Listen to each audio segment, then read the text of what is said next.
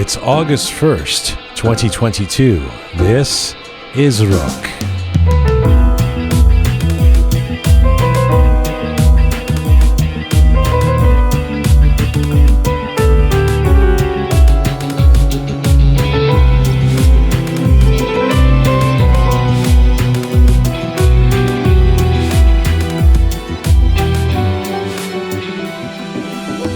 Hi there. Welcome to episode 194 of Roqe. I'm Jian Ghomeshi. Nice to be talking to you. I hope you're keeping well wherever you are tuning in from around the world, around the globe. Hello to you. Salam Dustan Aziz. Durud bar Shoma. Hi, Groovy Shaya. Happy August to you. Happy August باورت میشه؟ میشه. Air conditioning نداری. August, we're here. Listen, great show today. Two very special guests. I've been aware of our first guest for a few years now. It's kind of hard to miss her if you're sort of aware of the Iranian-Canadian impressive people who are doing things. She's an outstanding award-winning athlete in the sport of karate, competing for Canada's national team. And she's an award winner at pageants, including taking the Miss Teen Globe International Award in 2020. And she's only 18 years old. A very impressive Iranian-Canadian phenom, Mahta Gharaei, will join me in the Roqe Studio in a few minutes. She's out there with her sister is here, her mom is here, the fabulous Gharaeis. They should do some kind of series with they're all really impressive. So Mahta Gharaei joining us in a few moments, and not to be outdone, later in the show, a distinguished Iranian-Canadian journalist, cartoonist, and blogger. Look, he's now based in D.C., and his face, his voice, certainly his work will be familiar to Iranians around the world. Nikahang Kowsar joins us. He's known for his artfulness, his satire, which of course also landed him in trouble with the Iranian clergy a few years back, who launched a campaign against him. Yes. Some may say, you're doing something right if the Iranian clergy are all angry at you. At least a certain kind of Iranian clergy. Anyway, he's now very passionate and active with regards to the water shortage crisis in Iran these days, water bankruptcy, which we've talked a lot about Khuzestan last year, but this is really a problem for all of Iran. We will get to all of that with Nik Kowsar. It's great to have him on the show. I've been looking forward to this, having him here for a long time. We are coming to you on roqemedia.com. It's there that you can link to all of our platforms. We're on an ongoing mission to build a new audiovisual encyclopedia of Iranian diaspora identity on Spotify, SoundCloud, Apple Podcasts, Instagram, CastBox. If you like to see some visuals with Roqe, switch over to YouTube right now. And if you like your Roqe descriptions and bulletins in English and in Persian, check us out on Telegram, where you can become a patron, a supporter of this show by pressing the Support Us button at Roqe Media. It's so peaceful in the summer when it's just you and I. There's no Reza and Keon. The show seems so calm and thoughtful. Yeah. And nostalgic. Nostalgic, that's right. Because early on, when we began Roqe, I think in the first few episodes, we didn't talk at all. No, right? And then you and I started talking. For a few months, it was just you and I. And then the Bachaha started to, fabulous Keon, Captain Reza. Listen, they're all going to be here next week, or at least we've got a podcast for you next week, because we are doing a preview next week of August 15th. That's 2 weeks from right now. August 15th, Monday, August 15th, is the debut of our fun, we like to think of it as fun and educational, but a travel documentary video series called Talking to Persians. We're going to debut it on August 15th. Our first destination, London. That will be the episode that comes out on August 15th. Talking to Persians, London, featuring all kinds of members of the London, England Persian community. Next week, in this space, if you're listening to us on your podcast platforms, we're going to do a a preview podcast of Talking to Persians London with Keon and Reza, because they, of course, were with me when we went to London last fall and shot this. This is a video series. We're very excited about this. Starting next week, we're also going to start putting little clips and teasers and trailers of what people are going to see in this documentary on our Instagram and on our YouTube. So you want to start tuning in for that. August 15th is the date for Talking to Persians London. Yeah. Shayajun. Yes. A big thank you to Hamid Reza Safipour for helping to make this episode of Roqe get to your ears and eyes. That's right, Hamid Safipour Luxury Custom Homes. Look, if you're in the Toronto area or you are an Iranian-Canadian, you may know the name Safipour. Hamid got his master's in civil engineering and got into the field of building and consulting on luxury homes over 3 decades ago. And in the last 20 years, Team Hamid and Nina have made the Safipour name one of the tops in the business, a name you can trust, Shaya. To buy your dreamland, build your dream house, Safipour Luxury Homes have now teamed up with Remax, and they're moving into also doing exotic high-rises that are pretty much beyond things we've seen in Toronto before. If you're thinking to buy or sell or build your dream house, if you're anywhere near the Toronto area or are interested in buying here, get in touch with Safipour, Safipour, Safipour.com. All right, here we go. My first guest has walked into the studio. She is a teenage sensation, an Iranian-Canadian athlete who has gained remarkable achievements in her field. Mahta Gharaei is a 3-time national silver medalist and once bronze medalist at Karate Canada's national championships, and was awarded the honorary title of Miss Teen Globe International in 2020. Mahta was born and raised in Toronto. She began karate at the age of 5 and became a junior national team member of Karate Canada in 2017. She has been an Ontario provincial gold medalist 28 times and is also a youth ambassador for 2 non-profit organizations, Operation Smile Canada and 360 Kids for homeless and at-risk youth in the York region. She's regularly on the international stage between karate tournaments and pageants traveling the world. Mahta received the Ontario Karate Federation's Athlete of the Year award in 2018 and 2020 for junior females. And right now, Mahta Gharaei joins me live in the Roqe Studio. Hello. Hello, how are you? Very nice to have you here. Thank you. Well, to be honest, you make me sound 10 times cooler than I actually am. You're pretty cool. You also seem pretty confident here, which makes sense for a karate champion and pageant champion and all the things you have going on. Well, thank you so much. Well, it truly means the honor to be here. I'm an avid fan of you, of Roqe Media. I've listened to your podcast, your interviews, your radio voiceovers, everything. Look at you. A lot of people that you've invited are like my idols, my role models, people that I look up to and aspire to be like. Well, I think there's going to be a lot of people listening for whom you're a role model or will become one. You've accomplished so much. I posted an interview a few weeks ago on my Instagram that I'd done with Ariane Band in 2003. Yes. And you commented, "I love that band, although I wasn't born then," which of course made me feel quite old. I mean, you weren't born in 2003. Can you believe that? All of this that you've done has been in less than 2 decades. Yeah. How ambitious a human are you? Well, to be honest, I never set small goals for myself. Here's a quote that I always tell myself: no dream is too big and no person is too small. Now, there have been so many scenarios where I've been like the underdog, where I've been the youngest or the smallest, and to be honest, this never limited me. I've always told myself that the sky is the limit. So I kept myself, I always kept a vision for myself, a vision where, for instance, for karate, I always keep a vision where I want to become a world champion one day. I never set small standards for myself. I always try to envision the highest point I can achieve. Do you know what I mean? I've seen you say this on your social media, etc. It's kind of a mantra of yours: dream big, don't be afraid.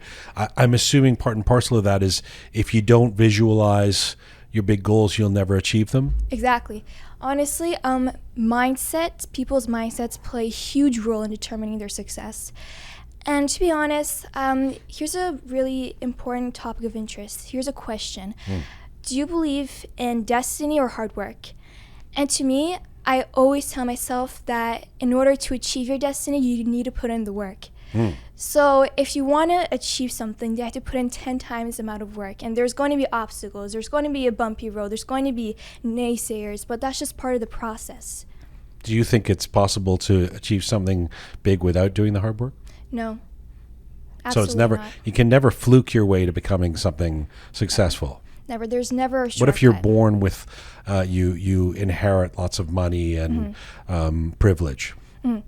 Well, there you have the resources, you have the opportunities, but to be honest, those who put in more efforts, those, for example, who come from an average family, when they put in a lot more work than these people, for instance, that have a lot of money, then their success means more than those who have it handed to them in a way. You know, it's funny that I always say this too, especially when it comes to some Iranian artists who I feel like sometimes, I don't want to say they're lazy, but they're kind of expecting things might just happen for them, or they have this bohemian kind of lifestyle or something.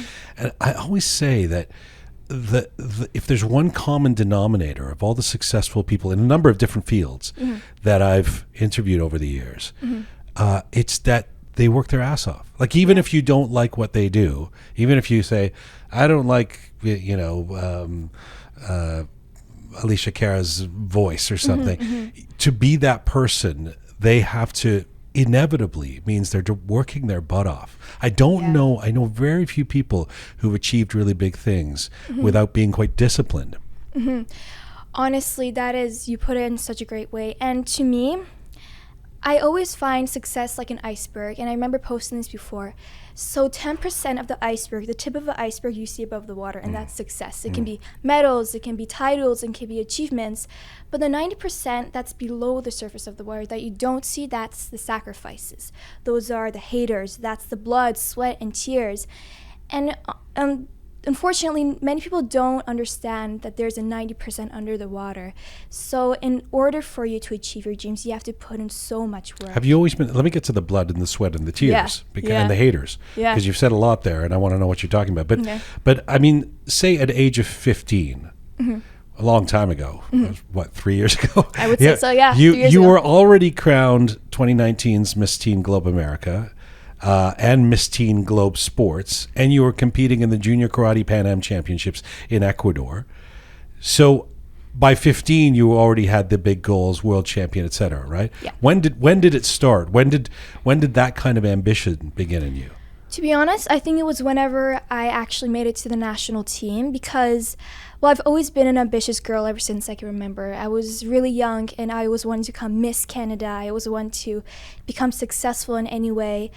And my parents, my family, especially my sister, they've always helped me believe in myself. They always told me, Mahta, never limit your potential, never ever doubt yourself. And they had such a huge role in this, and I have them to thank. Because when you have people that tell you can do it, in some way you know you can do it because you have people believing in you. It's just up to you to believe in yourself. You were born in Canada. Yes. But you were conceived in Iran. Well, I'm born and raised in Canada, and the idea of you started in Iran, and then your mom was pregnant. No. Actually, yeah. I think so.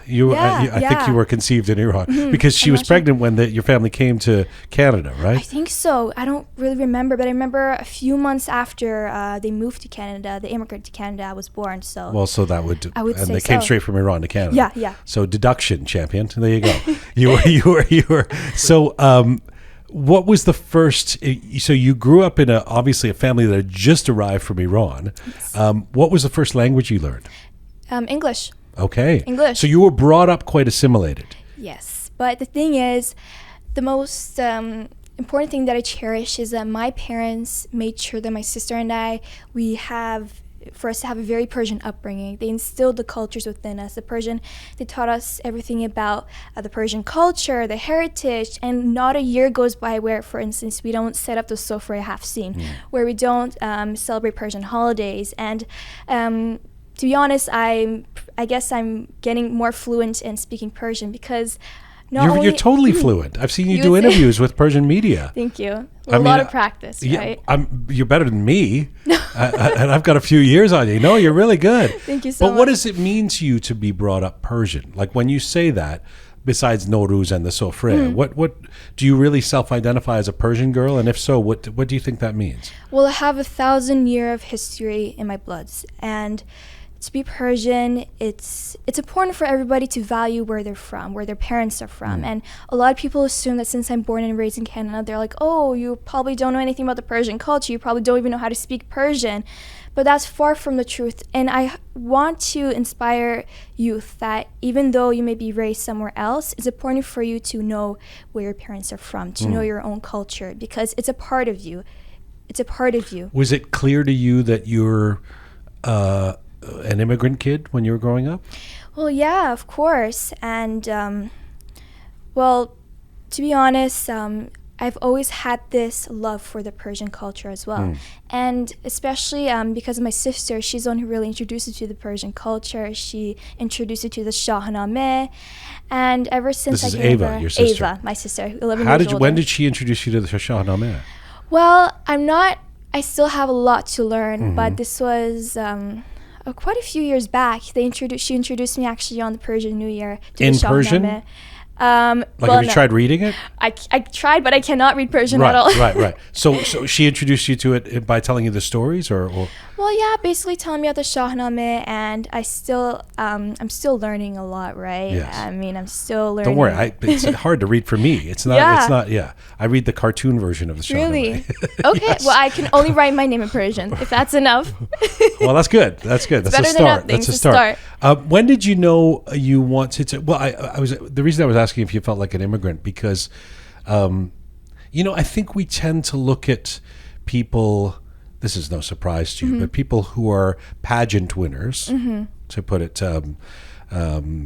just to simplify this and put you in a box, unfortunately, as having an easier time of it somehow. Well, she's beautiful, so she wouldn't have had the difficulties that other immigrant kids have. What would you say to somebody who says that? Well, to be honest, I'm thankful to be brought up in a family where they've always supported me and they've always introduced me to the culture. And I'm thankful to be living in a country where I'm given the opportunities of succeeding in life, and I'm given the opportunities to accomplish whatever I want. I have the freedom of speech, expression, choice. And to be honest, I don't think being a pageant girl or not should even have any say in it. It doesn't matter if you're an athlete or a pageant girl. It's all up to the person themselves. You don't think it makes it easier for you that you're a successful pageant person? Well, no. I mean, at the end of the day, I'm just a regular person, right? When did you know you wanted to compete in karate?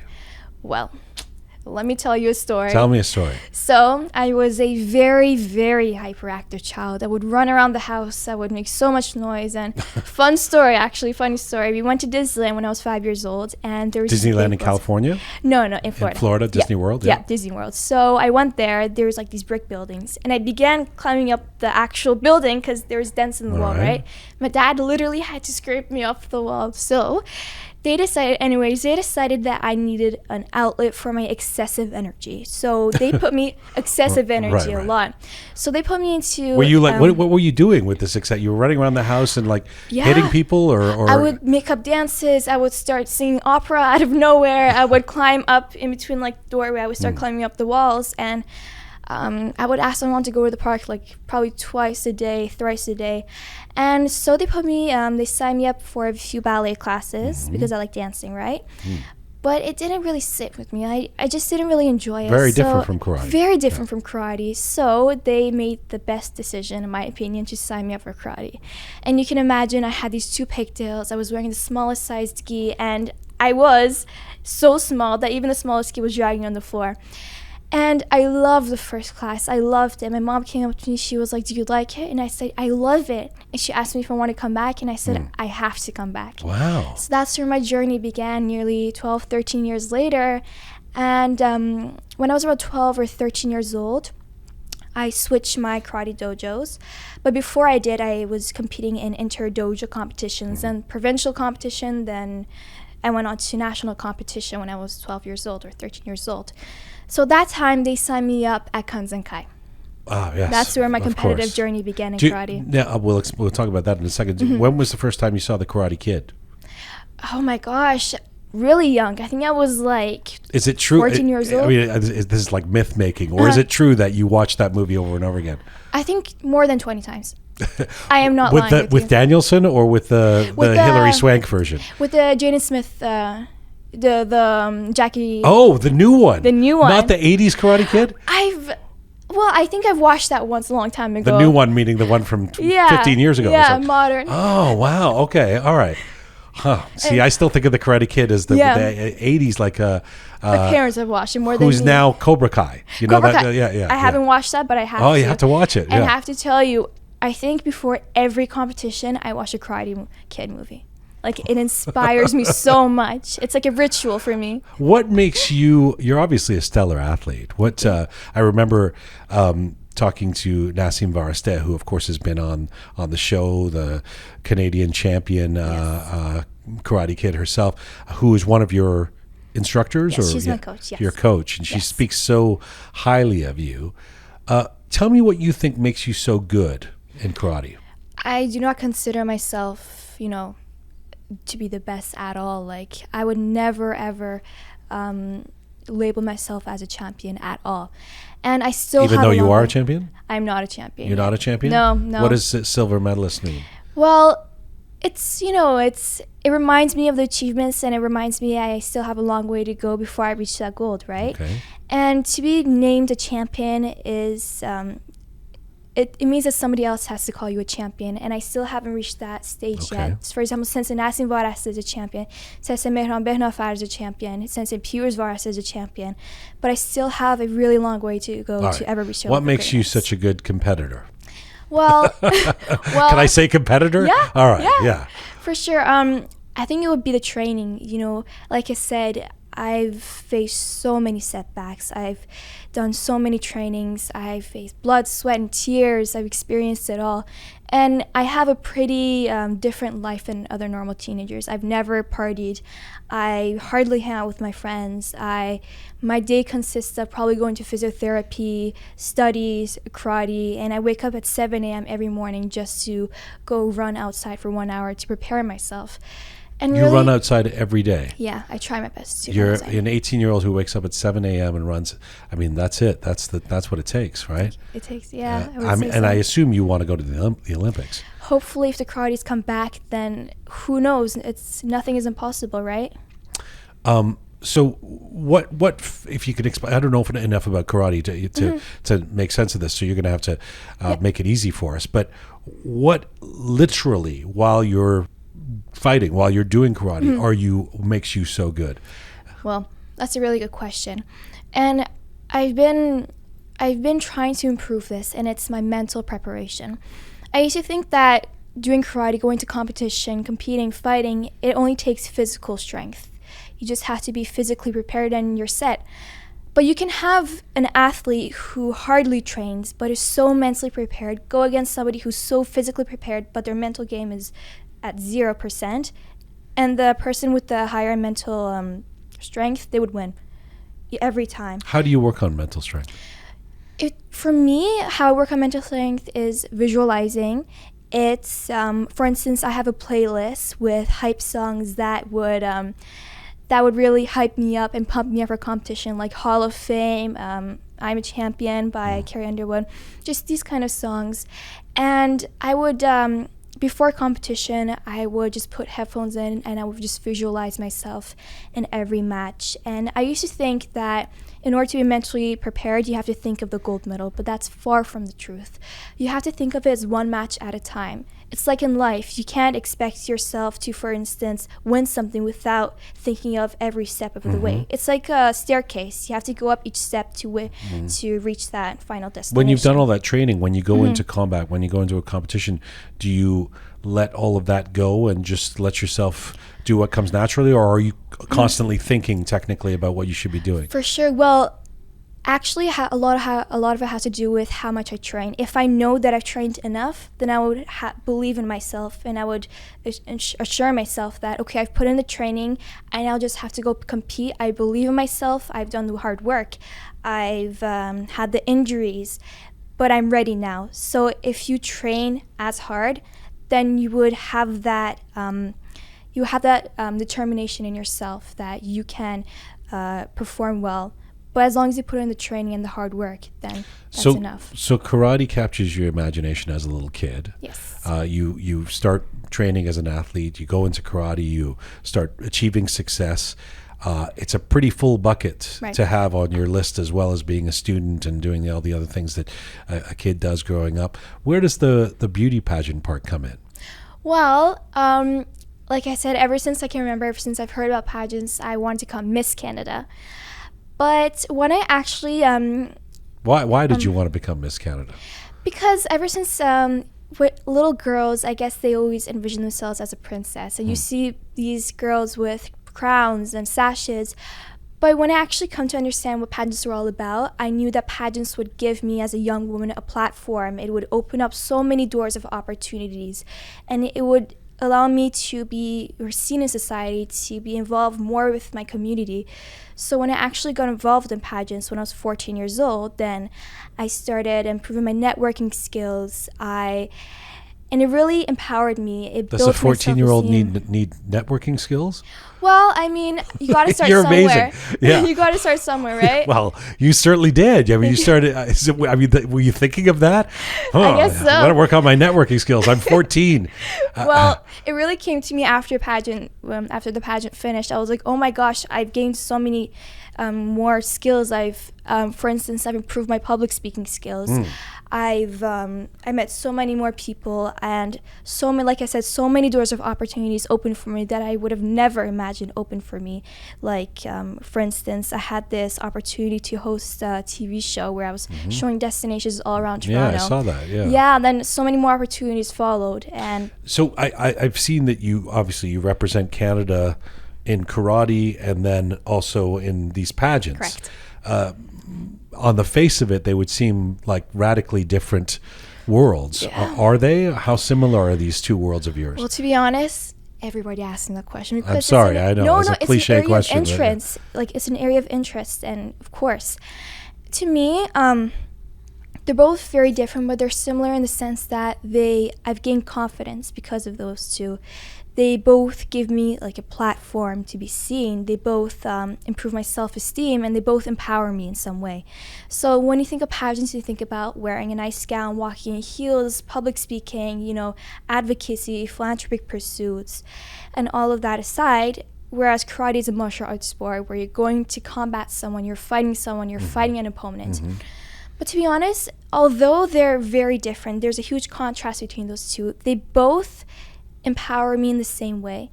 And Which is what way? I would say building my self-esteem, building my confidence. And to be honest, I always consider myself an athlete first. And everything that I've achieved in pageantry, I think platform gave me those building blocks. Karate gave me those building blocks when entering into pageants. Is there any way that the pageantry, what do I call it? Pageants, yeah. Pageants, do the pageants help you in karate? Well, I wouldn't say so. No. I would say mostly karate helped me in pageants, right? Are you the same person? I know that, I know you're, I mean, obviously you are, but do you feel like you're channeling different sides of yourself, or do you, at the pageant, think that I'm Mahta, the karate competitor, and similarly in karate, you think I'm Mahta, the pageant entrant? Yeah, I would say so, because I remember going to pageants, all the girls would call me cute, because I was the smallest, I was the youngest. And inside I was burning up. I'm like, I'm not cute. And I'm so competitive, no matter if it's in pageants or in karate. I had that same mentality of winning, of competing. And in fact, for my talent portion of in the pageants, I did this martial art act. And I could see from the look on the judges' face, they were terrified. They're like, this small girl? Like, are you serious? But I love introducing karate in the pageant world to the judges, because it was something new to them. So I think that really put like a big impression on the judges when they see, oh look, this girl does karate and pageants, right? You've called yourself small a couple of times. Yeah. I mean, you're a diminutive person, which I know is okay in karate because I've seen the Karate Kid. Yeah. The little one always beats up everybody else by All the end, the time. right? Yeah. But in pageants, I have this stereotypical idea of tall people, competing, and I don't know why. Am I making that up, or is that usually true? That's completely true. So you're small in general in these fields. How has that affected you in these in competitions in both worlds? Well, in karate, like you said, I guess height didn't really make a difference. To be honest, it didn't really make a difference for me. It benefited me in a way because I would usually go with girls that are taller, and I would just, I was faster than them in some way because I'm shorter. But in terms of pageants, when I say small, I mean both age-wise, like I was always the youngest in international pageant, national pageant, and I was literally the smallest. Like I lost against a girl who was like 5'9", for instance. But I never let this get in the way because we see pageants as like a beauty pageant where the tallest girls usually have they're the most successful in pageants. But when I went into the pageant, when I competed, I think I sort of broke this stereotype, this view, because a lot of people came up to me and a lot of people messaged me saying, you're too short to win a pageant. How does that go? Did you pay your way? Like, did you pay or something? A lot of people asked me that, and I said, no. Is it true that people who win are normally taller? Yeah, usually. Yeah. And I just tell them I never paid. I guess the judges really liked my personality. I had a lot of charisma on stage. I showed a lot of confidence. And I think I proved to the judges that height, physical attributions, they don't determine one's success. Someone's mentality, someone's characteristics, someone's personality determines their success. I think I sort of removed those stereotypes in some way, and I hope I did. You really like to win. You really want to win. I do. You want to win. You want to win everything. Yeah, but I don't always win. That's the truth. I have to accept you want to that, win, right? Yeah. How disciplined do you have to be? I mean, you were telling me earlier that you had to watch what you eat to stay in a certain weight class. It can't be easy being in either of these worlds, right? You have to sort of, not to mention the discipline of being in great shape and being ready to perform on stage in the pageants and all of that. How disciplined do you feel like your life is? Well, I've grown up, very disciplined. Doing karate teaches students respect and teaches them to be disciplined. And to be honest, for instance, I'm so competitive in the way that I don't always think about winning. I just think about proving to others all my potential. I want to prove to others that I can and I will. If you underestimate me, I'm going to prove to you what I can do. And for instance, in pageants, all the girls would wake up at 7 a.m. But for me, I would wake up at 5 a.m., 2 hours beforehand, because I want to get ready, and in some way, I want to prepare myself beforehand. Here's a really interesting story not many people know, but in my first, when I was going to compete in my first national tournament for karate, I had to be under 36 kilos, and I was I think I was like 2 kilos over. And a month was left to competition. I remember I would go to my mom. Doesn't sound like a lot. How many pounds is that? Yeah, I'm not sure in pounds, but right now I'm like 50 kilos. So imagine 36, and I was 12, 13. You were really small. Right, I was really small. And I would, my mom came with me to the gym, and I would go on the treadmill every day. I would work out. And imagine I was 12 or 13 back then. But, mentally I told myself, this is my first national tournament. If I'm going to achieve greatness, then I have to put in the work. This applies to any athlete. You told yourself this at the age of 12. Yeah, Amazing. And I remember the song that kept repeating on my playlist was "The Eye of the Tiger." So imagine how pumped up I was. And the 80s version or some new version that you found with Jaden Smith or something? No, nothing beats the old one. All right, the old one. All right, yeah. And anyways, I had to go on a strict diet, and it was my birthday a week prior to competition. So my mom got me a cupcake, okay?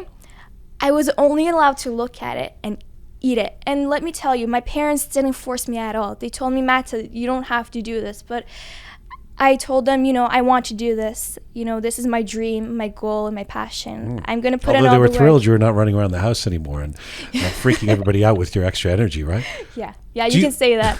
You can say that. How much of a normal, quote unquote, I mean, who has a normal life these days, but how much of a normal teenager can you be if you're waking up early? I'm assuming you still go to school, right? Or Yeah. So you have school, you have karate, you have tournaments, you have pageants. Can you hang out at the mall for an afternoon? Do you go to movies? Do you have any kind of social life? Well, my version of normal is waking up at 7 a.m. So I'm just going to physio, doing schoolwork, going to karate classes, and sometimes I would attend charities and all of that side. Even if I have time, I really wouldn't hang out with people as much, because in my spare time, I just like to spend time with my family, because I don't really have that much to spare. So that time that I have to spare, I would spend time with my family, because they're literally my best friends. But sometimes, of course, I would go to the mall maybe once every month, once every 2 months, and I was sometimes... It's too much. Once every 2 months. It's just too How much dare for you? me. How dare I? I know. I have to be more disciplined. But Yeah, the lack of discipline you're showing by going to the mall once every 2 months. Wow, well, it's not easy being you. It's not easy. Making these decisions. Do you have moments where you sort of go, Jesus, why am I doing all of this? Why don't I just eat McDonald's and hang out with like other people do and get a boyfriend? I don't know, whatever, right? Honestly, I have those moments a lot, but I keep reminding myself, you can spend your days doing that. You'd be like an average teenager, or you can continue down the road that you're going. Because I told myself the reason why I'm able to achieve these successes is because I put in the work. It's because I was so disciplined. It's because I made sacrifices. I sacrificed so much time, so much energy, so much effort. I even sacrificed friendships with people because it didn't work out. So that's the kind of a life that I have, and the people that I usually hang out with are like-minded people. And I don't really have that much time to, go to the mall and stuff. It's really disciplined. Let me ask you this as an Iranian girl, and I obviously people like Nassim, who've come before you, have broken these kind of barriers or stereotypes. But we recently had a woman named Pani Kianzad on the show, she is a champion, but she's in UFC, MMA. Wow. And she's based in Sweden. That's amazing. And she grew up in Iran, not like you've grown up in the West. Or she grew up in Iran half the time and then moved to Sweden. Okay. She said on her journey it's been difficult at times because there are Iranians who judge girls who go into this kind of... Now, karate might be more honorable, I don't know, than MMA or something. But have you faced any of that where they sort of go, why don't you be a nice Persian girl and go study engineering or do something like that rather than getting involved in these kind of sports, etc.? For sure, especially on social media. Now we're living in the age of social media where people they have no filter. And they would just express hate. They would spew hate. They would start attacking me for no apparent reason. Maybe because, I don't know, because they don't like seeing young Iranian girls succeed and to be seen in society. But of course, I receive a lot of hate, a lot of cyberbullying. And to me, I have very dear appreciation and love for the Persian nation. But to be honest, I was quite culture shocked when a lot of... Is it usually Iranians who are doing the bullying? Yeah. Huh. But let me tell you, the majority of the Iranians are so supportive. They're so kind. But there's a few bad apples out there. And when did that begin? That began, I think, before my birthday, at the beginning of this year. Oh, just this year? Yeah, this year. I was underage. What did they say? Well, they started relating me to this person that I wasn't even related to at all. And they kept making these assumptions, that you achieve this certificate in karate because you're connected to this person or because you paid. But this is far from the truth. And like I said, we're living in the era of technology where people hide behind anonymous profiles online. They start to send these horrible messages to me. I remember receiving hundreds of messages from people, and my parents had to take over my social media for a few months. A few months, I know. Hundreds of messages. Yeah. I mean, everybody gets trolled online these days, especially if you're making a name for yourself, but that's a lot. Yeah, like messages, And including for comments. a kid, and, or somebody under the age of 18. Yeah. Yeah. And I just, to be honest, when I went into the Canadian media, none of this happened. I didn't receive any hate. People were so supportive. But it was when I started giving Persian interviews that I started receiving hate. How does that make you feel? Well, to be honest, I know that if you want to achieve something, that there are going to be naysayers. There are going to be people that try to put a cap on your dreams either way. But all I ever did was to just keep pushing forward. And a really important lesson that my mom taught me it's this lesson of an eagle and a crow. A crow always tries to peck an eagle. They try to nug them. They try to distract them. But what an eagle does is remarkable. They just keep flying higher and higher, so high until the point where the crow falls off their back. So I try to keep that same mentality in life. I become more resilient. I become more stronger ever since this happened, because I keep telling myself this is only the beginning of my journey. I still have a long way to go, and unfortunately I'm not the only one who's a victim of bullying or being attacked online. So many successful Iranians have been attacked online. Did it ever make you want to give up? At times, of course. Like, at times it really had a toll on my family and I, like, mentally and everything. But I told myself, you can either let these haters celebrate your downfall, or you can just keep pushing forward and show them who you are. Just stay resilient. That's the way. Stay perseverant. That's it. Exactly. Young Jedi, keep going. Keep going, like the Karate Kid, right? I don't know which version of the Karate Kid anymore, but all of them, I'm sure. All of them, keep going is the mantra. You mentioned earlier in this interview, you said blood, tears, and sweat, and sweat, and haters. We just talked about the haters. Have there been tears? For sure. Well, do you mean from this incident or generally from training? Generally. When do you cry? Of course. I cry when I'm stressed out. I cry when I get an injury.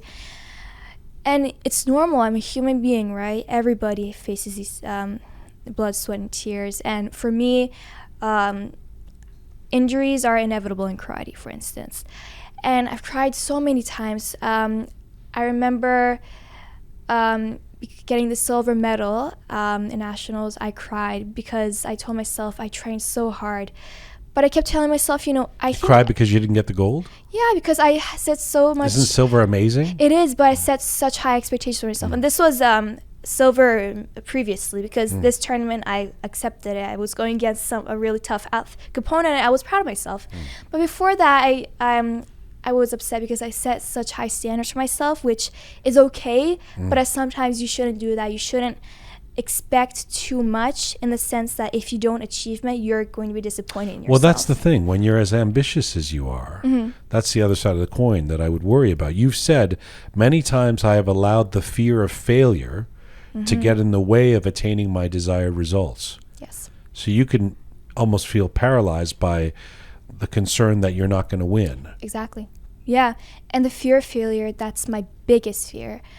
And I'm still learning to accept Where did that failure. come from? I mean, where does this desire to not fail, to win, how do you think, where did that get instilled in you? Well, like I said, I have a very competitive mindset, and Are your parents like that? No, my parents, well, they want to see me achieve, but if I don't achieve, then they're always the ones telling me, Mahta, it's okay. They don't say you better get the gold or no payment for you tonight? No, not at all. They do push me in the sense that I know you can do so much better, but if you get the gold, don't worry. They're so supportive in that sense. They're my biggest support system. And they told me, if you don't get the gold, then it's okay. You know what to improve. You have to accept these failures, because another important quote that I learned is, you either win or learn. You never lose.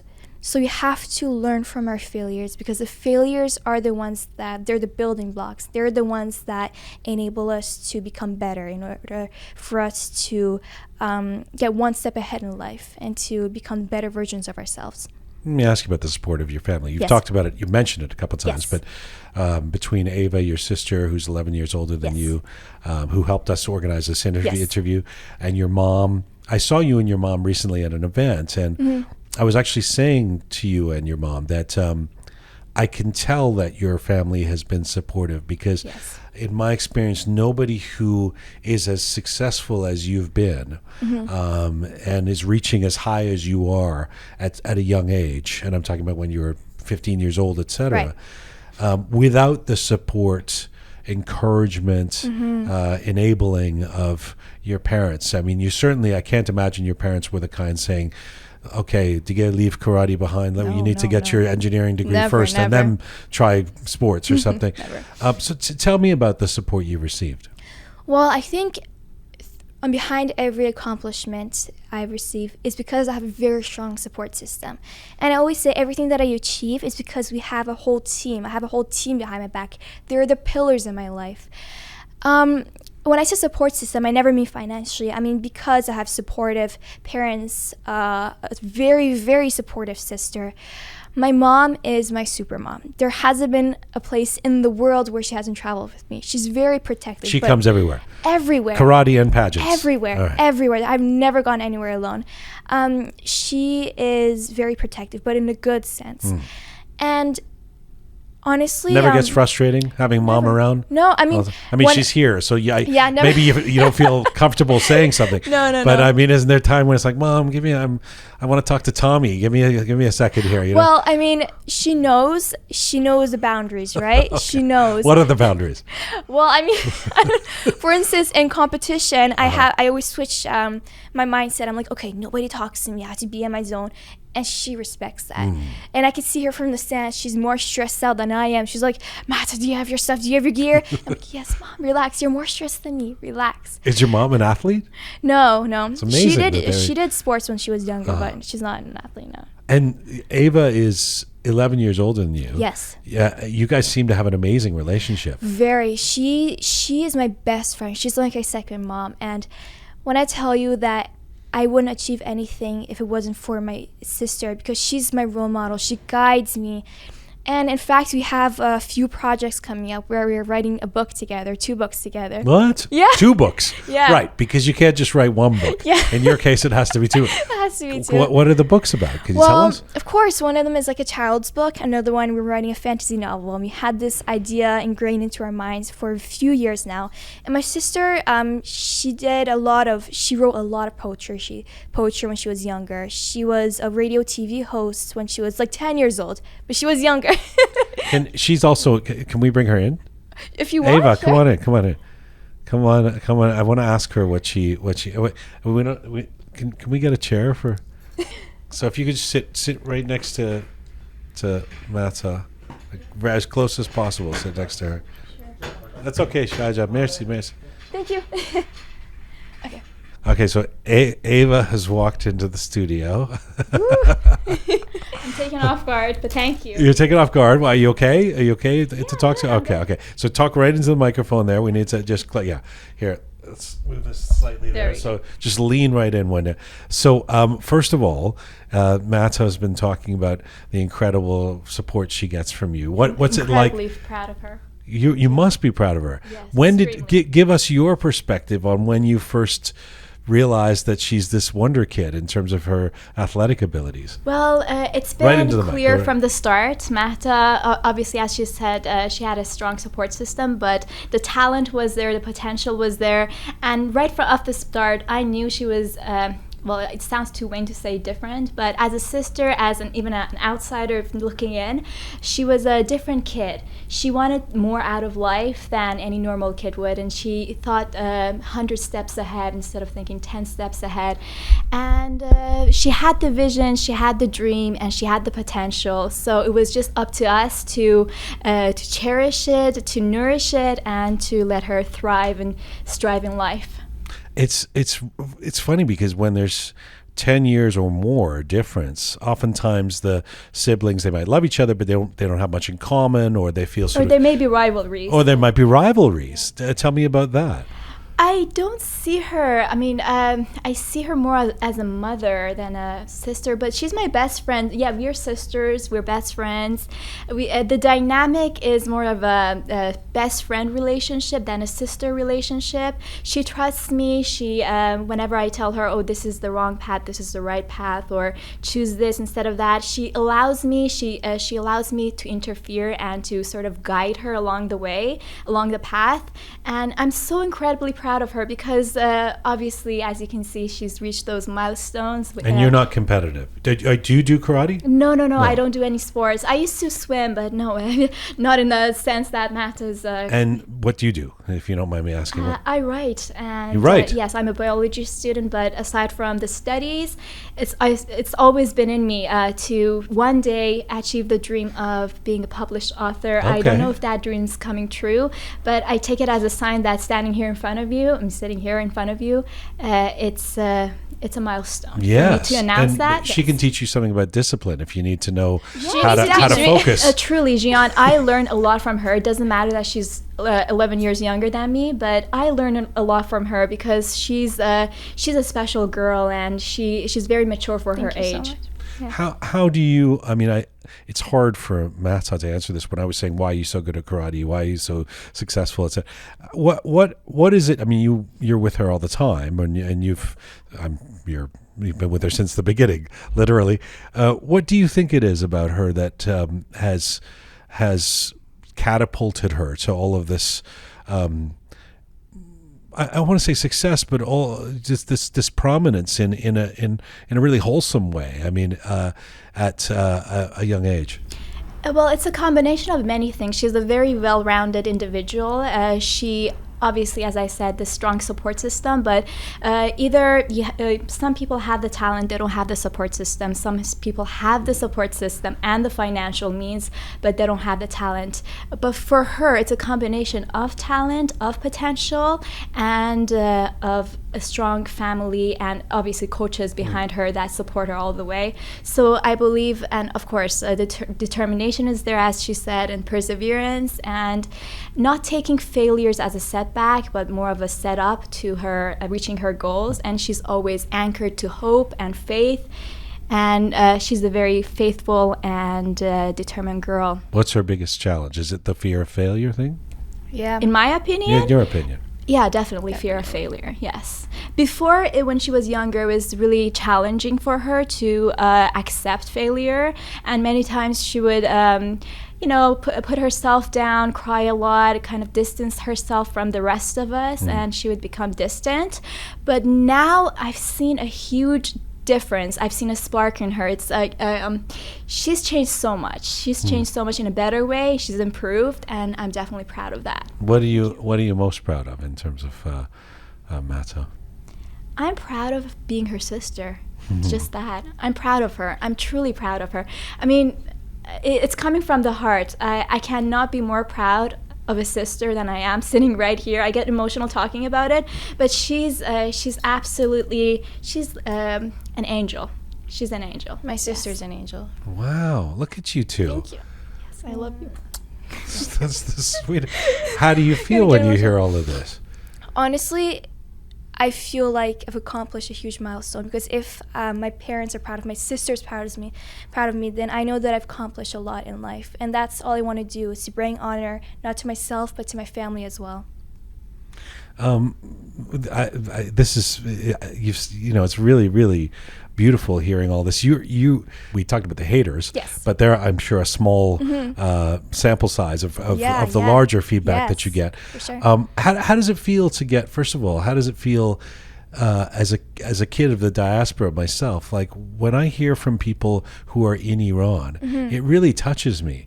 I think, wow, like somebody in Iran is, in my case, listening to this content and wanting to interact and say they're enjoying it or something.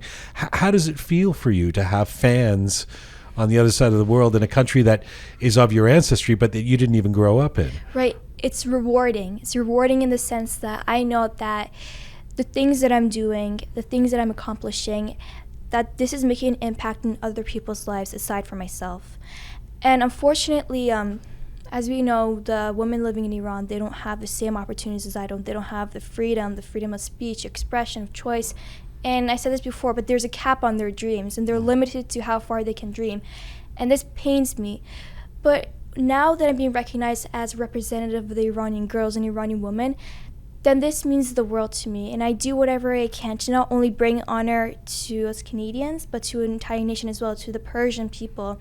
And I think this is the biggest milestone ever achieved in life, is to be a voice of those who can't be heard. Is there a particular, can you share a particular message or letter or something or feedback you've received or somebody who met you in person that really moved you? Of course, there's this little girl, I'm not going to say her name, but there's this little girl, her mom messaged me on Instagram, I think it was a few weeks ago. She said, "Hi Mahta, I'm not sure if you're going to read this, but my daughter, she wants to sign up into karate and she wants to know your opinion. And it would be really great if you could talk to her, if you could send her voice messages to motivate her." And I told my sister and my mom, I'm like, wow, I didn't know that these little girls will look up to me. It means the world to me. So I sent her a voice message telling her, I believe in you. As long as you believe in yourself, then you can achieve your dreams, and go for it. That's all I have to say. Go for it. I believe in you. Now it's time for you to believe in yourself. She got her white belt. And she actually sent me a picture. She got her white belt. Oh, yeah. That's amazing. She did a little Where is karate she? pose. Is she in She's Canada? in Iran. She's in Iran? Yeah. So that's why it Wow. means the world to me, because I received a couple of messages, but this one was quite recent. And she sent me a picture, and she sent me a voice message saying, "Mahta, I did it. I did it." And I was in tears. She was crying. It's beautiful. It is beautiful. How old was the kid? She was like, I don't know, 5 years old, 4 years old. She was in Tehran or where? Yeah, I'm not sure. I think in Tehran. Yeah, she was so young and so sweet. I read somewhere that I'm going to ask you about your future plans before we finish. Yes. I know that one future plan is to become the world champion. Hopefully, right? yes. Right. When do we want to become the world champion by? Hopefully this year. Hopefully, anytime sooner. The I sooner like the how better. Ava's like answering the question for you. It's like this year, right now.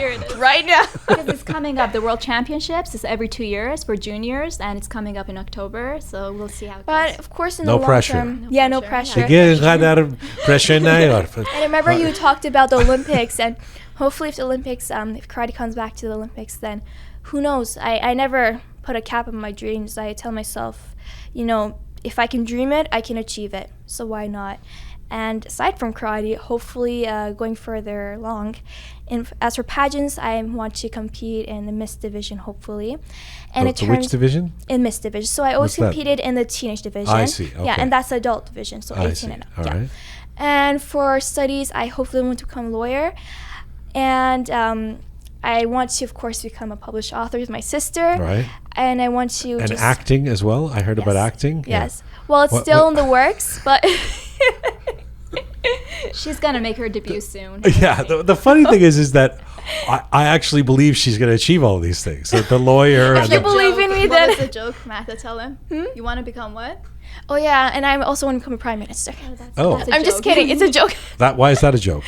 I don't know. It's honestly. probably not as hard as becoming the world champion of karate. I mean, with the discipline you have, you could easily become the prime minister. I mean, anyone can if anybody puts in the work. Yes. If they have the potential, then of course. Do it.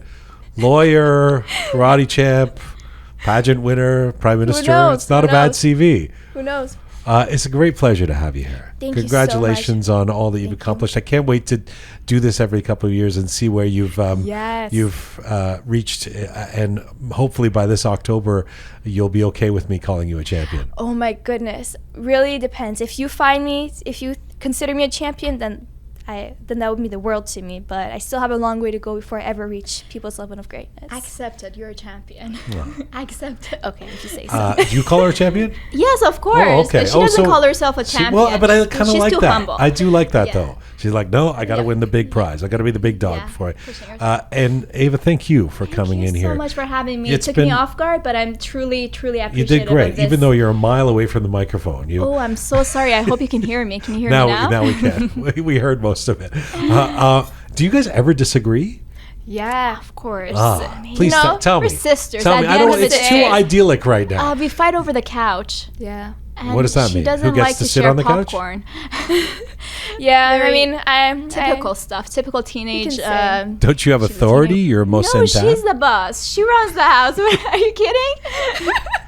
Her guard goes up. Her karate guard. When Yeah. I say something. it's Actually, like- now that I think about it, Mahta's got a pretty good situation here. Yeah, She's got she the whole does, family yeah. working for her. Yeah.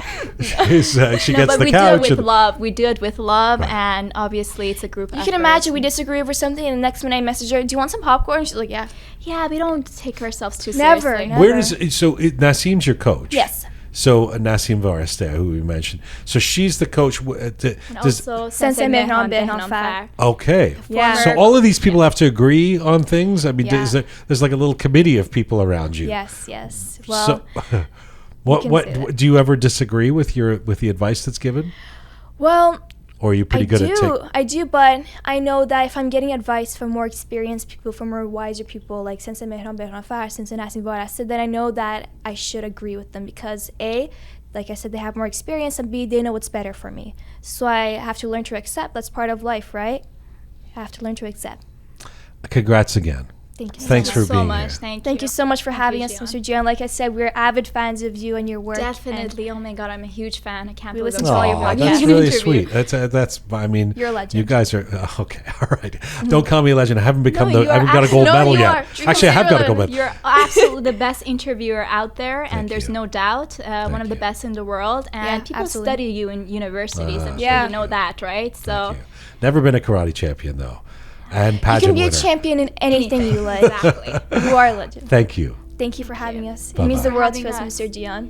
You're truly humble. Thank you so much. Mahta Gharaei, an Iranian-Canadian athlete, multiple medalist in the sport of karate. She joined me here in the Roqe Studio with her sister, Ava, today.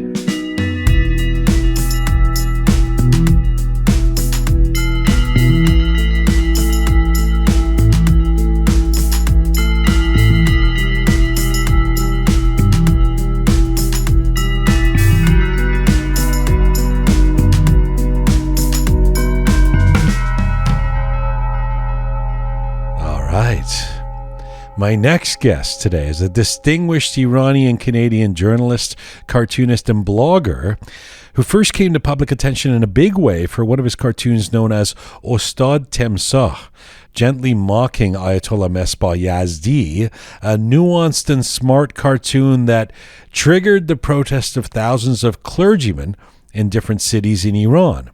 Nikahang Kowsar has been a leading Iranian cartoonist and a familiar face and voice for many Iranians inside and outside of Iran for many years. He was born and raised in Tehran. He studied geology at the University of Tehran and then went on to work as a popular cartoonist in numerous magazines and newspapers such as Gulagha and Hamshahri.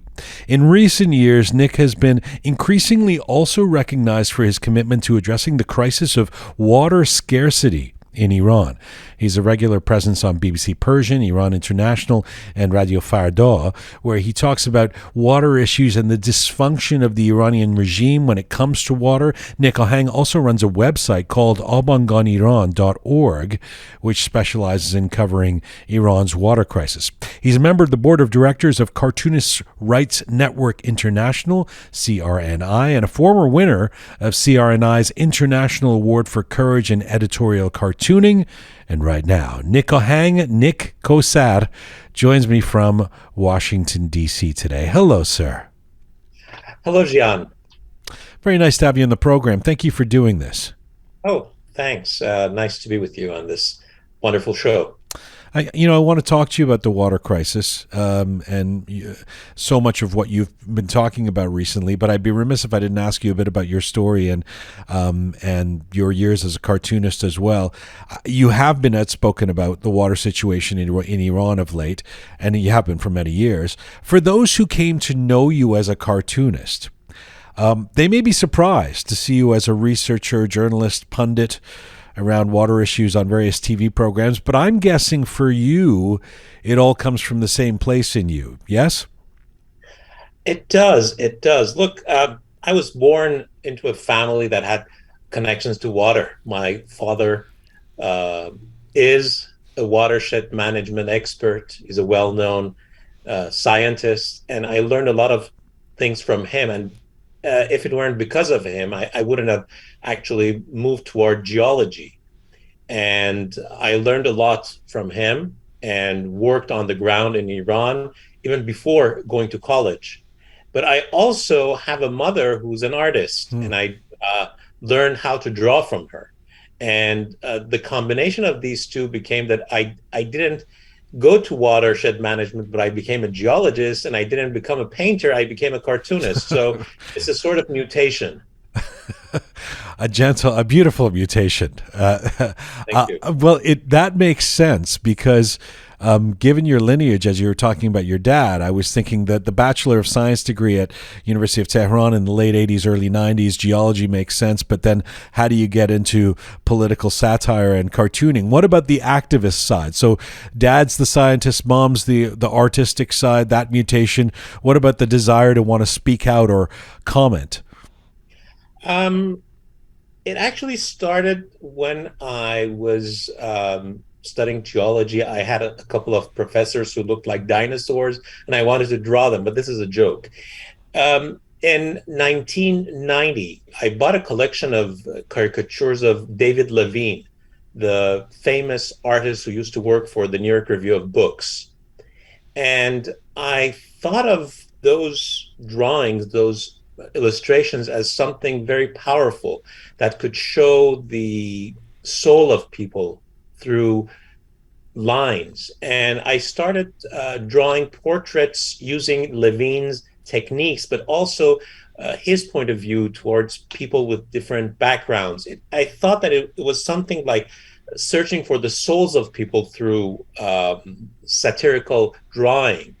And a couple of weeks later, after I had started drawing caricatures of individuals, I was participating in a conference, in an international conference, and I drew the portraits of a number of famous scientists. And a friend of mine actually got my drawings, and then they showed all my, if you can call them artwork, at the final presentations of the conference. And from that moment, I was introduced as a cartoonist, or as we say in Iran, caricaturist. I took it seriously, and I started drawing caricatures of my professors, the dinosaurs. And just a few months after that, I got a call from the Gulaga magazine. That was the top satirical magazine in the country. Yes. And they hired me. And it's really funny that just being a geology student who was interested in satirical arts, I turned into a professional cartoonist in just less than a year. And then after that, I became an editorial cartoonist working for newspapers. And so hang on a second. Let me yeah. There's a lot there. Let me get 2 steps back. First Sure. of all, you said at one point, if you could, it was art, if you can call it that. Do you think of what you do as art? I would say so. I'm talking about my own work, because those fuzzy cartoons that I used to draw weren't that artistic at the beginning. What about now? I've quit cartooning for a long time, for about 6 or 7 years, for an easy situation called fibromyalgia. But yeah, I've done some artistic work, and I've won a number of international and national awards for them. But I always consider myself a student of art, not an artist.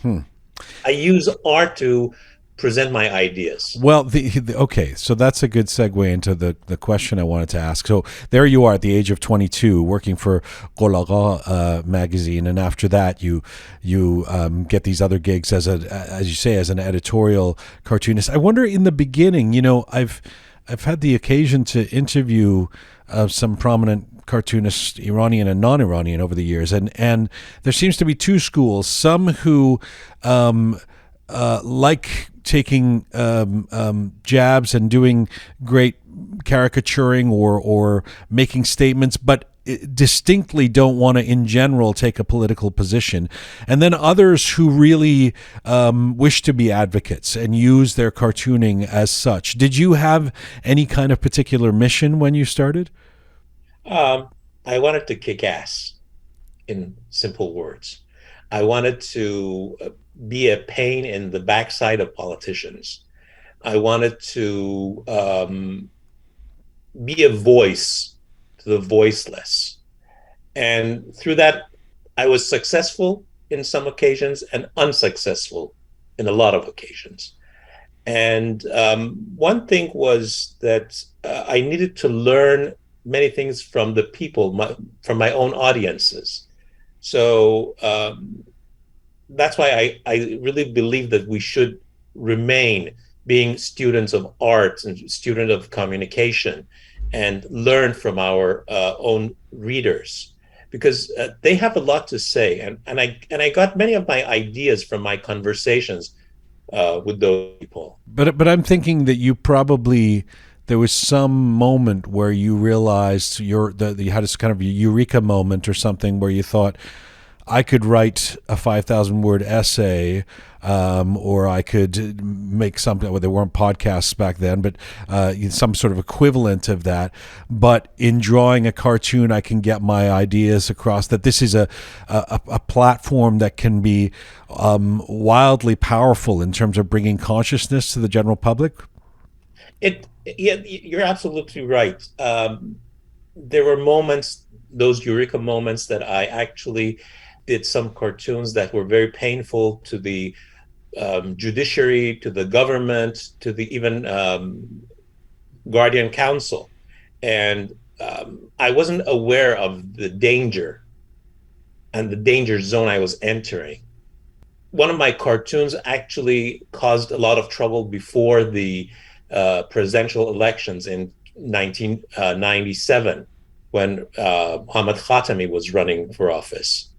A number of my friends actually told me to get away from Tehran for a couple of days because I had made fun of the Guardian Council and its choices, and the newspaper hadn't censored my cartoon, and the Guardian Council actually reacted to my cartoon. Mm-hmm. And that was the first time that such a powerful body was actually reacting to just a funny small cartoon published on a, let's say, on the third page of the newspaper. So, well, how were you not aware that was going to happen?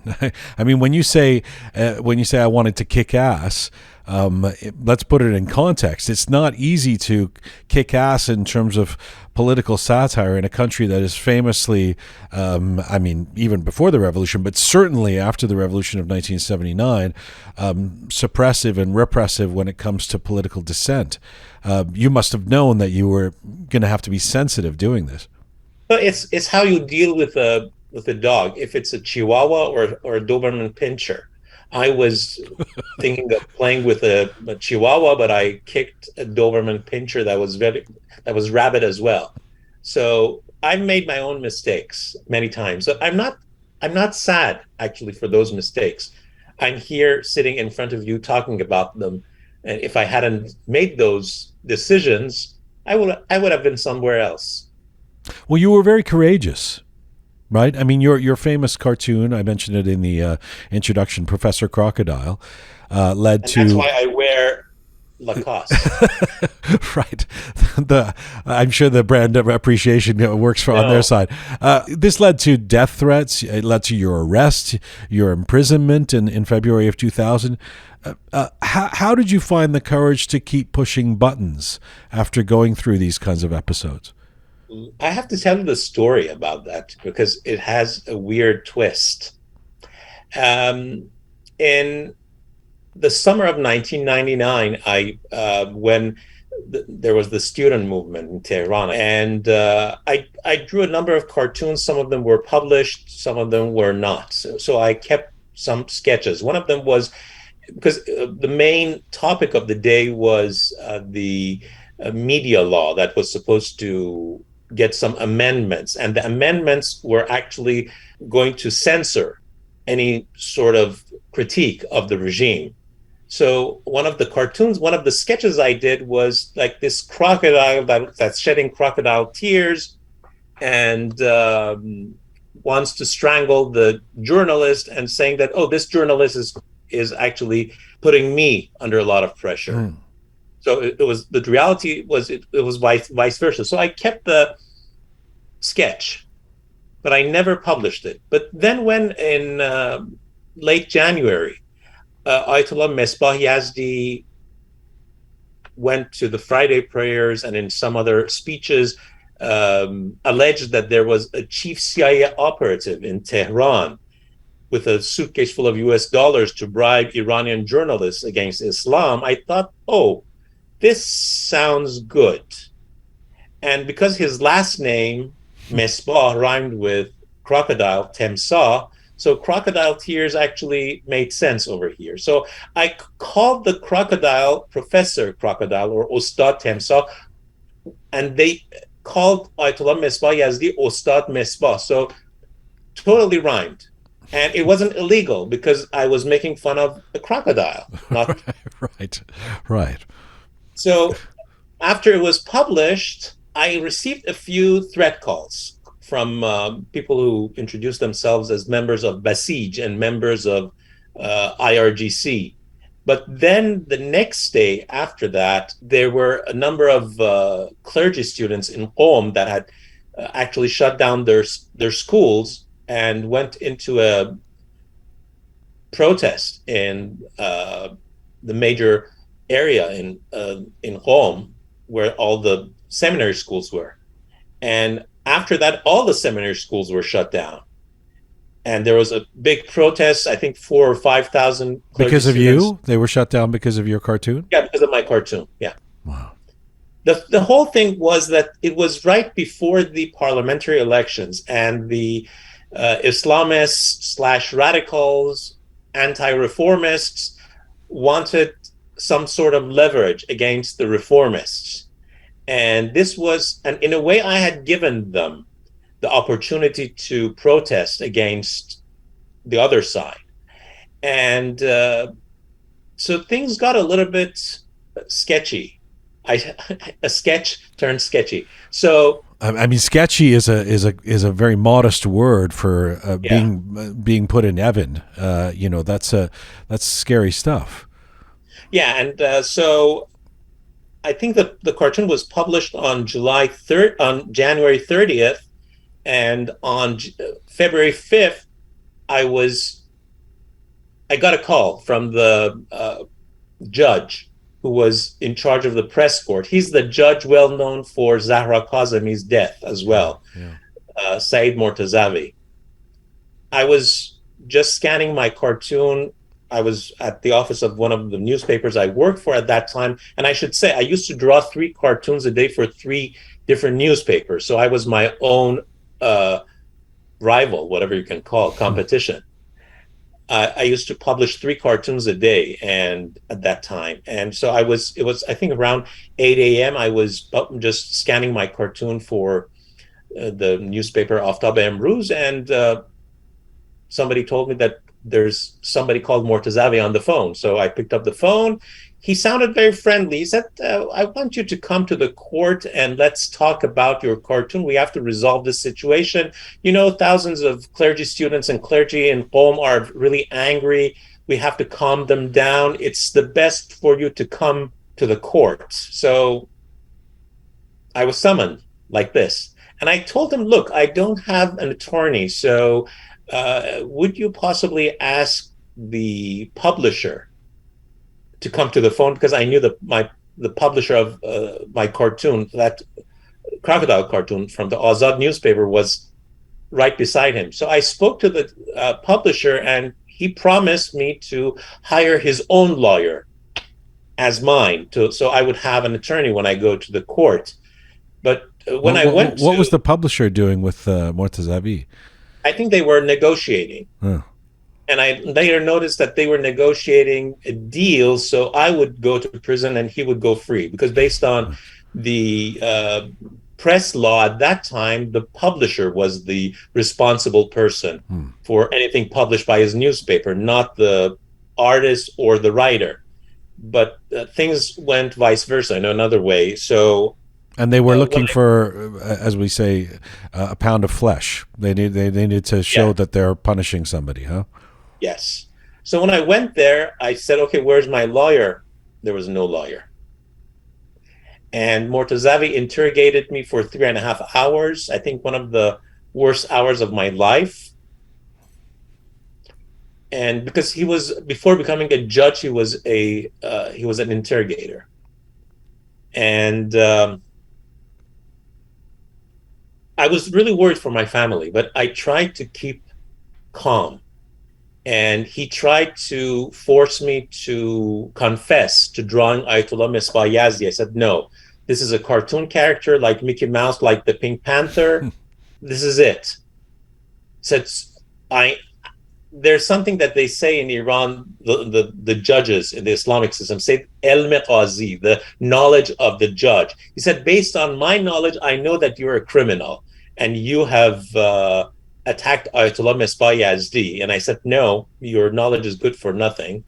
And he didn't like it. And he said, okay, so when I send you to Evin, you will notice the difference of the level of interrogation, and you will, in a way, scream or shout the name of the character. Nik, when these things are happening, just these stories are always so crushing for me, and but also I wonder what the mechanics of them are. So, are you in a courtroom and having this conversation, like or like in front of people, or is this in a back room where he's kind of you and him? It's in the courtroom. It's in the courtroom, and then there were two police officers there, and I think his secretary. Nobody else was there. And are you allowed to bring anyone with you? I mean, I wanted to, I couldn't.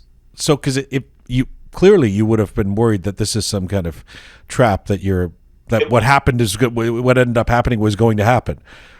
Yes, right. I knew it was a trap, but I had no other options because the night before, a car full of Revolutionary Guards had just guarded my apartment, and my wife had told me not to go home until the car was gone. Those people were gone. So I was waiting to be arrested, but at least people knew that I had been summoned. Right. Publishers knew. Right. So yeah, it was a little bit difficult. The level of threats were scary, and I was really worried for my family, but I tried to just play calm. So the interesting thing is that you're really, I called you courageous earlier. You come out of this pretty sassy. I mean, you know, if the intention was to shut you up, it didn't work. And I found a quote from you at the time. I don't know if you remember saying this, but it's pretty, as I say, it's pretty sassy stuff, given a very, very severe situation. You say, I feel insulted by you. You're talking about the verdict, and you say, I feel insulted by such a small verdict. By the way, you're sentenced to 4 years, right? And you say, I've asked a lawyer in Tehran to sue the judge on my behalf for insulting me. Only 4 years for all the many cartoons I've drawn of Ayatollah Khomeini. That's for another case. That wasn't for this? No, it wasn't for this. That's another case. Well, there you go. I mean, this is, but it gives us some insight into the tone that you're taking with, you're sort of playing with fire, but undaunted when these things happen. Tell me about that. Just tell me about the fact that I've got to imagine there was family and friends saying, "Hey, buddy, back off, stop, make cartoons of flowers or something in the meantime."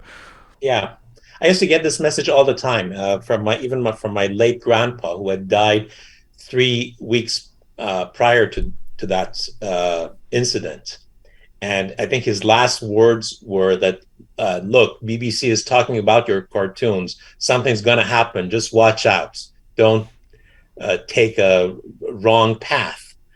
And Grandpa was dead, and I was doing what I was doing. But the thing is, there are parts, and there are times that you are scared of being scared. And that turns you into a courageous person. At that point, I was scared of being scared. I'm not a courageous person. I'm not brave, but I really didn't want to be scared. So that's what I can tell you. What led you to leave in 2003? Look, between 2000 and 2003, so many things happened. The first thing was, after spending 6 wonderful days in Evin prison, that I had possibly the best food I expected. This is real. This is not a joke, because we were at Section 209. You may have heard of Section 209 in Evin prison. It's one of the worst places on earth, in a way. But in those certain days, they were extra careful not to do anything wrong. So I was able to have a good time, in a way. But I was really worried about my family. I had no news. I couldn't. I was not given any permissions to visit my family. I didn't even have the opportunity to call them. So my wife was able to send me my medication. And the funny thing was, when I entered the prison, and they had to register me, the young officer over there asked me to draw his caricature. Because he asked me, "Are you the one who made that trouble in Qom?" I said, "Yes." So, "Okay, please draw my caricature and sign it. I want it." Right. So, okay. I drew his caricature, and when my wife gave my medication to my colleagues, and they went to Evin prison and just saw the officer at the gate and told them, "This is Nikahang Kowsar's," that young officer ran from the gate to 209 to give me my medication. Wow. This is something that you do not expect. Right. This is like a miracle. So that's the first phase of sainthood, if ever happens. But the thing is, in prison, I learned a lot from my cellmates. One of them was on the death row, and another one was being interrogated and beaten up continuously. He didn't tell me the whole story, but I was learning from their experiences, and I felt very lucky, actually, that I wasn't being harassed, beaten in prison. And I was, in a way, kicked out of prison because it was right before the elections, and my story, in a way, became bigger than the elections itself. So the National Security Council decided to actually free me on bail. So I was kicked out of prison on bail, and but when I went back to the court, they took me on a hearse. That was scary, because I wasn't sure what I was going to end. Actually, were they taking me to Beis Zahra, the cemetery, or were they taking me to the court? So I wasn't really sure about my fate at that moment. So it took me half an hour to notice, they were taking me to the court. So when I went to the court, I saw my wife and daughter. My daughter was 6 months old at that time. And the judge, Mortazavi, brought a big file of cartoons. He had arrested me on 2 cases, on 2 cartoons, 2 charges, and he was charging me with drawing 164 cartoons. And he told me that one of those cartoons could actually bring me the death sentence. He said that I had insulted the holy book and a prophet. Wow. And I think that was the scariest moment in my life at that moment, at that time, even until this moment. So I had actually made fun of the brothers of Joseph, the prophet, the ones who threw him into a well, and comparing them with the agents of the Ministry of Intelligence who were killing their own brothers. And he said that you have insulted a prophet. So that was really weird. So as soon as I got out of prison, I wasn't allowed to draw any cartoons for 10 days because I was awaiting my trial. But many reporters who were covering the Iranian elections were in Tehran. And like there was a gentleman from the Toronto Star who interviewed me, Mr. Contenta, and he published my story. And at that time, my grandma and my aunts were living in Toronto, so it was a endearing story for them as well. Sandra Contenta, yeah. Sandra, yeah. And another reporter was from the Wall Street Journal. You know him by the name Daniel Pearl. Wow. So Daniel came to my office, and he wanted to learn more about the impact of satire and cartooning on the Iranian society while he was reporting the elections. And it was weird. We became friends. He wanted to, because I was publishing my first book at that time. We went to my publisher's office, and we hung out. We went to a cafe, and we were in touch for a long time. And he wanted to work on a feature story about cartooning, the history of cartooning in Iran. He did a story on music, so he didn't finish the story about cartooning. So in the aftermath of this traumatic episode with Evian, etc., you're not necessarily, your first thought isn't I'm going to leave Iran. No. We're still in 2000. So what happens that by 2003 you change your mind and you decide you must leave? Look, in 2001, I even traveled to Toronto because I had won an international award, and it was the American-Canadian Editorial Cartooning Convention. I received my award over there. There were people asking me to stay, not to go back, but I had my family in Iran. My daughter was almost 2 years old, my wife, my family, and I thought that, things are not that so bad. I can spend a few months in prison, and I can handle it.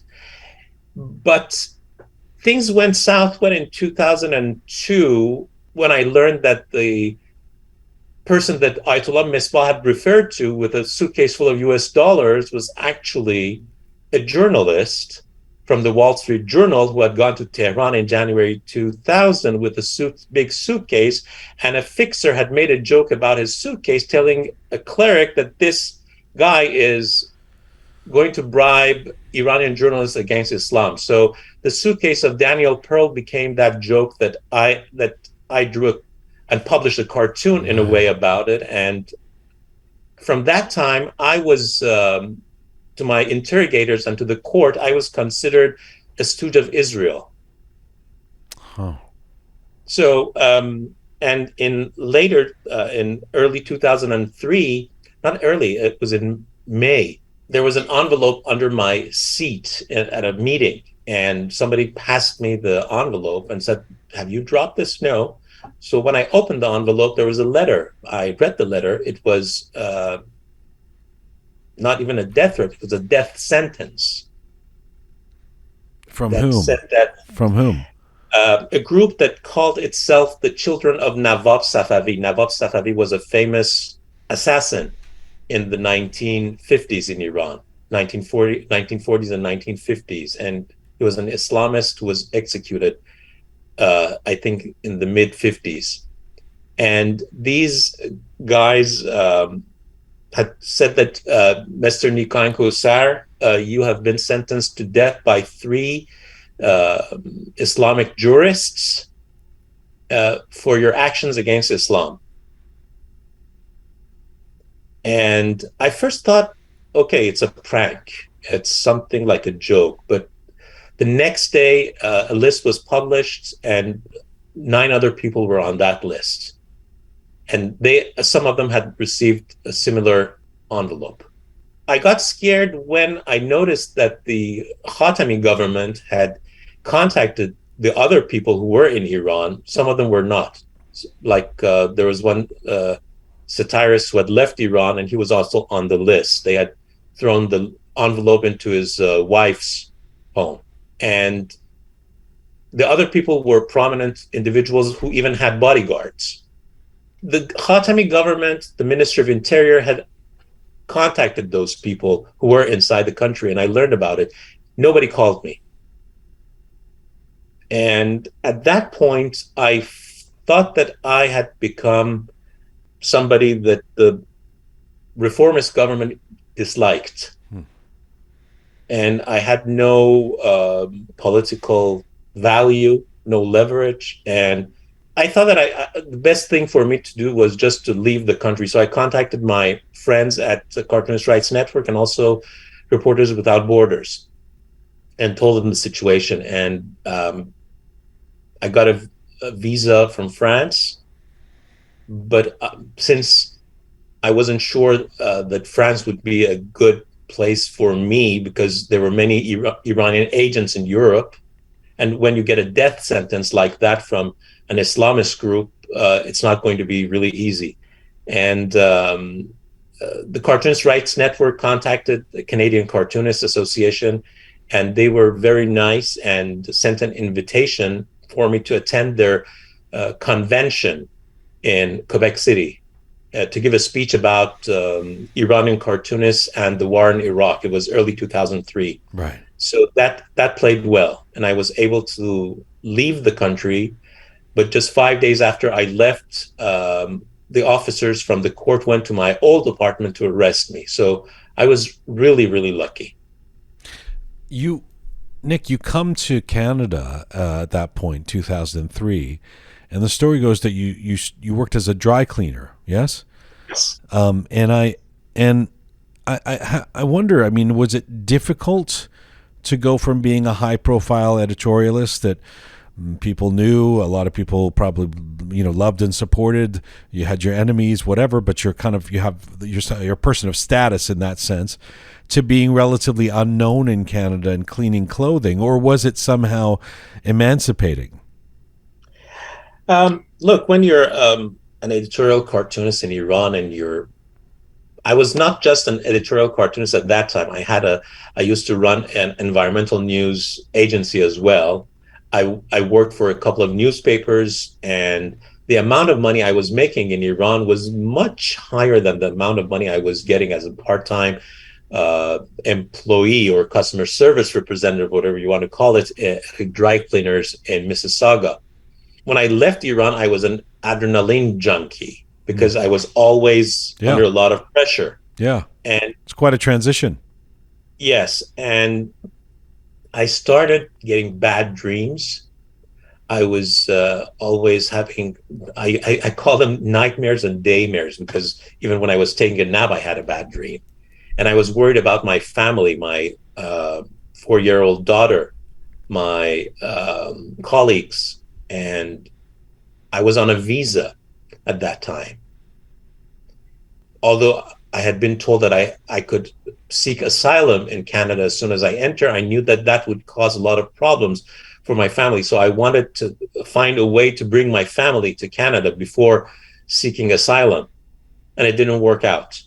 I was going nuts. And a good friend of mine who is on the board of Canadian Journalists for Free Expression, CGFE, actually helped me get enough funds to see a therapist.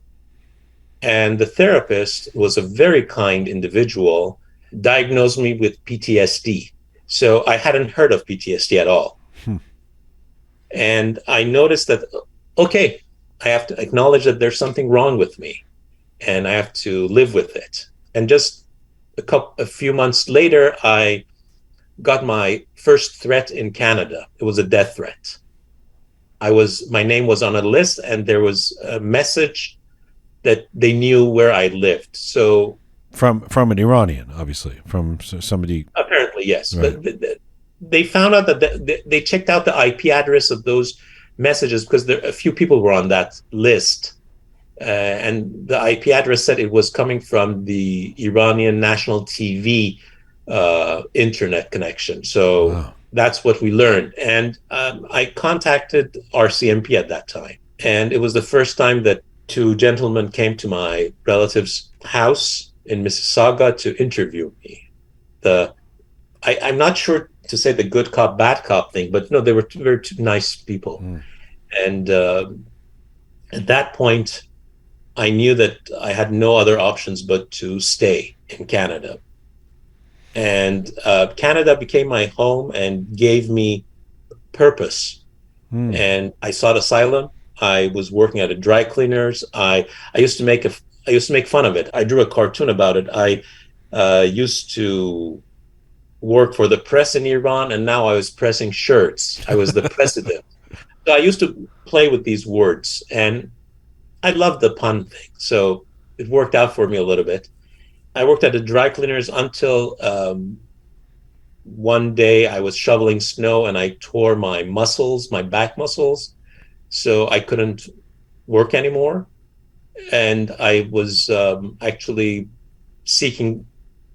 going to job interviews in Toronto and sending resumes to different people, different stores even. And I heard the word Canadian experience. I didn't have the Canadian experience to get a job, or I was overqualified. So it didn't work out for me until a very nice Iranian-Canadian helped me get an interview with the Canadian news agency that was called CCN Matthews at the time, then MarketWire, and I became the midnight shift editor for 3 years. What do you mean by coming to Canada gave you purpose? To live.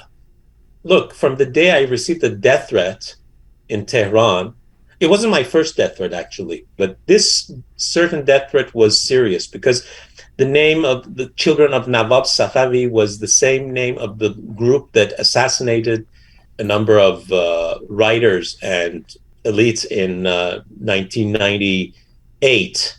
I was scared. I had two options. One was to go to the regime officials and apologize, say I was sorry, I'll be a good soldier, whatever you can call it, I'll be a good boy, or just leave and do what I want to do. So when I came to Canada and I decided to stay in Canada and live in Canada, I thought that I'm going to bring my family to Canada and we're going to start a new life. God has given me a new life, a new purpose. Mm-hmm. If something had happened to me in 2003, that means I would have died before reaching the age of 34. And now I'm 50, almost 53. So I'm lucky. And I owe it to my Canadian friends and family members who lived in Canada. So you love Canada so much that you live in Washington, D.C. now? Actually, it's a matter of safety. It's sad to say that when I received a couple of threats in Canada, and I thought that this could possibly become a routine and it would bother my family, as soon as I got a job offer, I went for it. You know, it's interesting you should say that because I wanted to ask you about, you've talked about Iranian-Canadians being on the inside of the water issues too in Iran and the corruption around that. So let's segue into water. Sure. and what has become, I mean, you certainly haven't shied away from being a public voice, that's for sure. And first of all, let me ask you a general question, because yes, you study geology and you come from that science lineage on your dad's side, et cetera, but environmental issues are a pretty big pot. Tell me about why the water crisis in Iran in particular has been something that you have wanted to address. Possibly understanding the water issue from a very young age helped me move towards that path. I went to elementary school, the first 2 years of elementary school in Oregon State, USA. And my dad was getting his PhD. And so when we went back to Iran, my dad was working on different projects. And right after the revolution, they wanted to give him a high position in the government. So he didn't want to do it. He didn't want to become a minister or vice president or anything. He decided to go as far as possible from Tehran and do some research, and he did this project on about floodwater spreading on plains and on alluvial plains, and what he did helped control those floods and also recharge the ground, the aquifer. So I could see the effect of that work on the lives of people, on the villagers, on the people who were living in arid zones and had lost their farms, but because of this project, they had enough water to start farming again and irrigating their farms. So I saw reverse immigration for the first time, because when people leave somewhere, they don't want to go back. But people came back to those villages in the Fars province.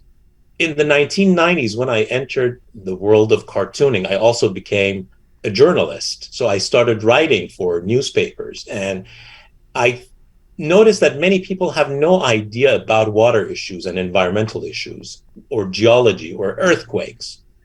And I started writing short columns or even long articles for different publications, especially the Hampshire newspaper, under pseudonyms, because I didn't want to be recognized as the one who both draws cartoons and writes these articles. Right. But at a point in the late 90s, that I had won a few awards and people knew my name, I started writing my name under the article. So not even bylines, my own name.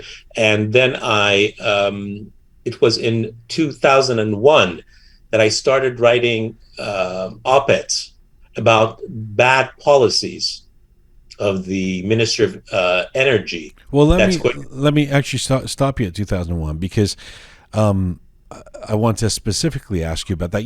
Just to sort of shift this into context, and I'm going to ask you a few questions about this so you can keep your answers economical, and I'll walk you through it. But I think for a lot of people, and I dare say I'm embarrassed to say myself included, the water crisis issue in Iran feels like a new issue. It's something that we've learned about in recent years, and of course there were the big protests last year, Khuzestan, Balochistan, etc. We learned that, of course, this is not a new issue.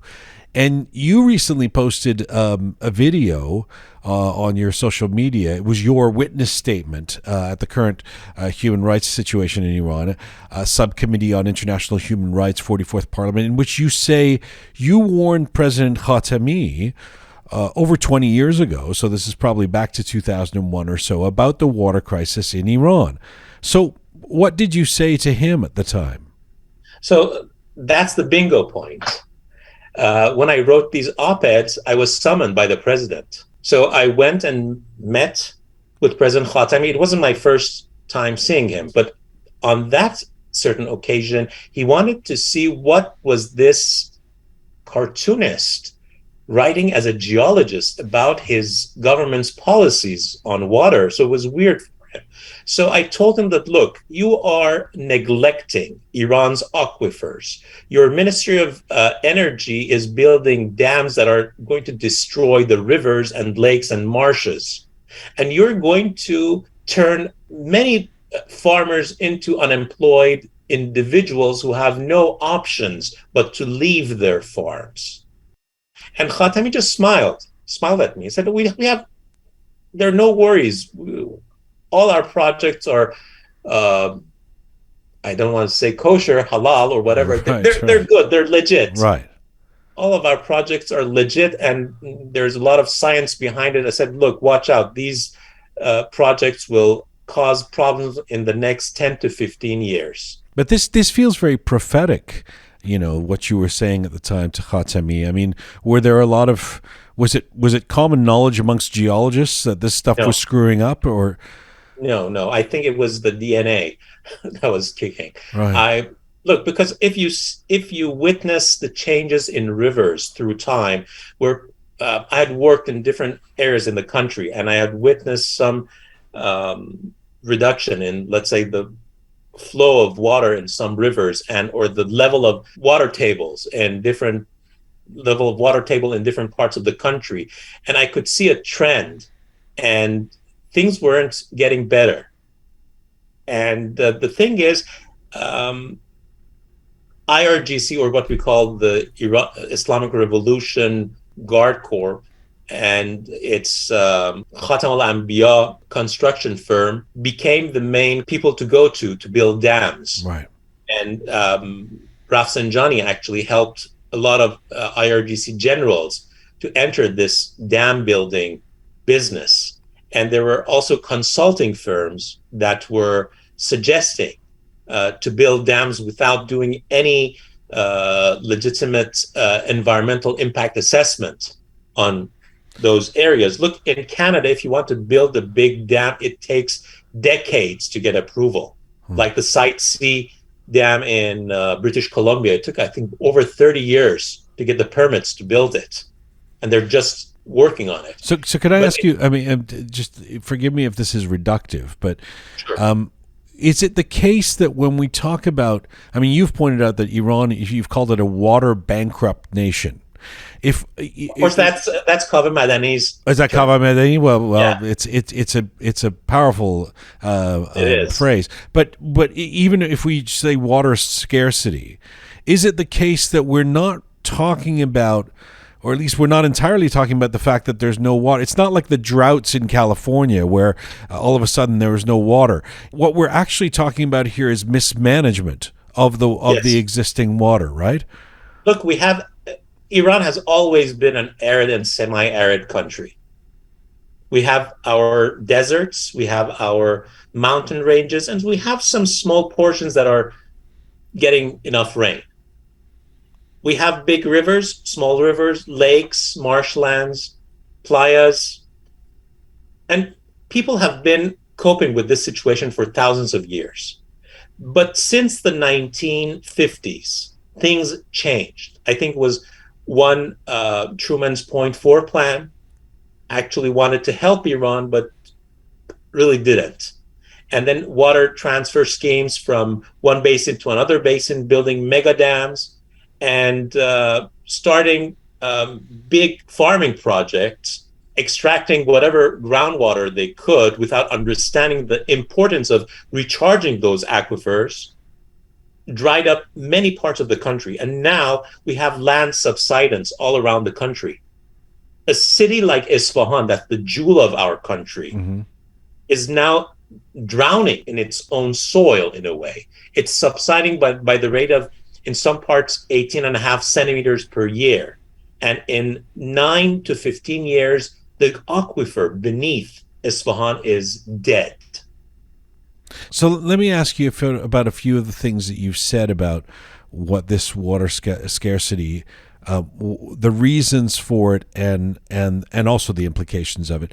You've said, Nik, for example, Iranian officials do not believe that water is a human right. Yeah.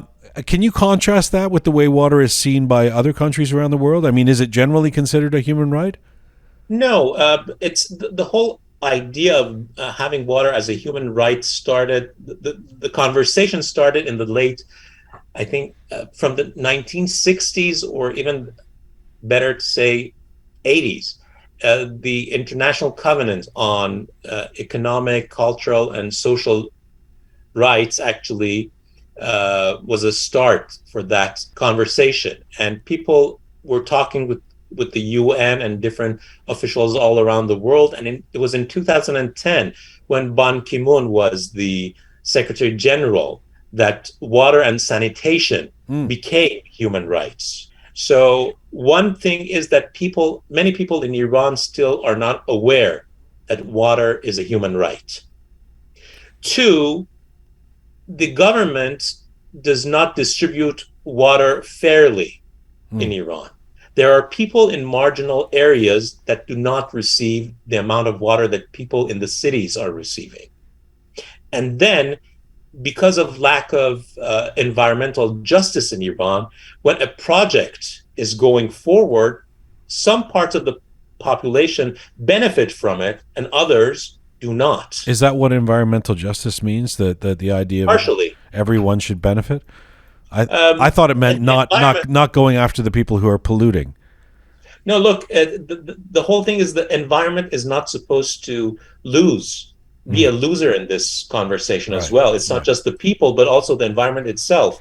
So, first of all, the regime has polluted groundwater, has depleted groundwater resources, and because of that, many parts of the country are subsiding, and the subsidence turns green plains into deserts. So the desertification of the country is partially because of government's policies. Why? Because the Islamic Republic wanted to be self-sufficient in food production. Because of its ideology, it knew that it would be a menace and the sanctions would actually block many countries from sending food to Iran. So the ideological part of the regime said that, okay, we use whatever resources we have for the benefit of, I call it the animal farm, the Islamic animal farm. So this is the part where the regime tells farmers to produce wheat and grains, right? As much as they could, right. And even rice. And they produce rice in regions that are really dry, and that's weird because you need lots of rain to produce rice, or even sugarcane. But that's a problem. The ideology or the politics of the regime has destroyed Iran's environment, and the very few people who are benefiting from this are either connected to the IRGC or doing business with the IRGC or part of the IRGC.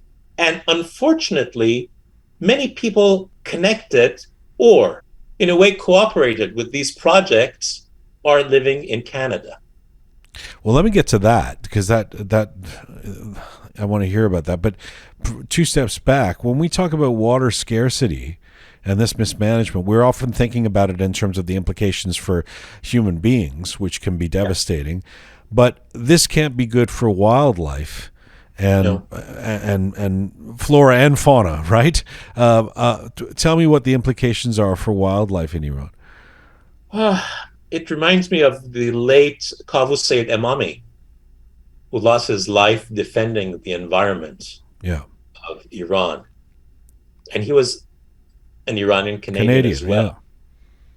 And there are many Iranian activists, many environmentalists, who are trying to save whatever resources possible for the sake of Iran's wildlife.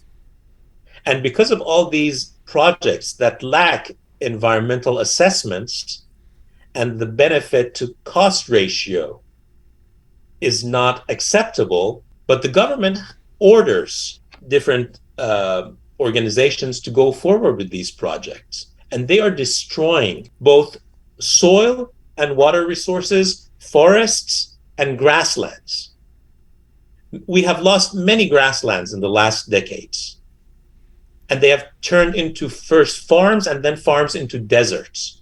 So when a farmer turns a part of a grassland into a farmland and irrigates that farmland and then loses his water resources, that part of land turns into a desert. He deserts that part of land. And this is what happened in Syria. This is what happened in Iraq. This is happening right now in Iran. So quitting those farmlands when land is also subsiding is turning most of the country into a desert. Yeah. Which is incredibly sad, amongst other things. No future. What is this thing about you've talked about a number of Iranian Canadians being complicit in having assisted the current regime in destroying the environment? Who are these Iranian Canadians, and what is it that they're doing? There are a number of consulting firms in Iran that have been working with Khatam al-Anbiya construction firm. And one of them is Mahab Quds. Mahab Quds is a very powerful company. And the head of Mahab Quds is a guy named Tarkish Duz.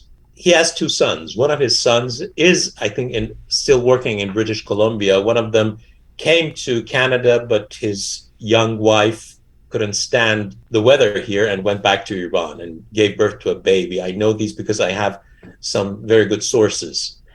And Mr. Tarkish Duz has become one of the richest officials in Iran through the money he made through all these projects and contracts with IRGC and the Ministry of Energy. And many of his employees, those who have been working on those dams that have devastated Iranian rivers, marshlands, and different lakes, are living in Canada. I have nothing against them, by the way. What I'm saying is that they have to come forward and say how much money they made on those projects that destroyed those parts of my country. I'm Iranian and Canadian. But this is sad that I see that Canada has become a safe haven for people who have been part of that environmental destruction. At least they should feel responsible in a way and talk about those projects and how those projects went forward. Because in the near future, I believe that we won't have the Islamic Republic in a few years because it's not sustainable. This regime, to my belief, is not sustainable because it doesn't have enough resources, water resources, food, and at a very certain point, the people who are not scared of this regime and are scared of being scared will stand up to this regime. I'm not sure when, but it will happen. At that day, we need the help of many Iranian Canadians to rebuild Iran. So we need the information to rebuild Iran. And those people who were part of the destruction, in a way, are responsible. So I want them to know that people like me want their help to reconstruct the country. The worst part of this water crisis is listening to people who, professors, scientists, people who know about this stuff, say that there's simply no easy way out of this. It's a disaster that will take decades to reverse or as a corrective. And yet I think about people like you who are so outspoken and who are activists or journalistic activists in this realm. And I always think somebody who is as outspoken as you've been about this has to, on some level, be an optimist. You have to believe that change is possible, otherwise you wouldn't be putting your time and passion into this. So do you believe there are solutions? Look, there are solutions. In some parts you have to mitigate and you have to control the situation. In some parts there are solutions. One is using flood water to recharge aquifers.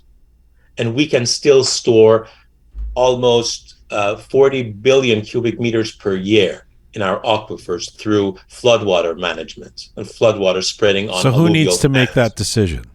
First of all, I think people have to be part of this, because in a democracy, when people are involved and they take responsibility, they should be part of the solution.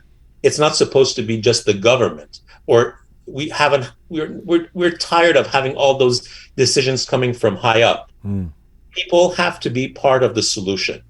And the other thing is that people have to understand that when they hear something like a dam is being built, they have to ask for the environmental impact assessments and the benefit to cost ratio of those projects.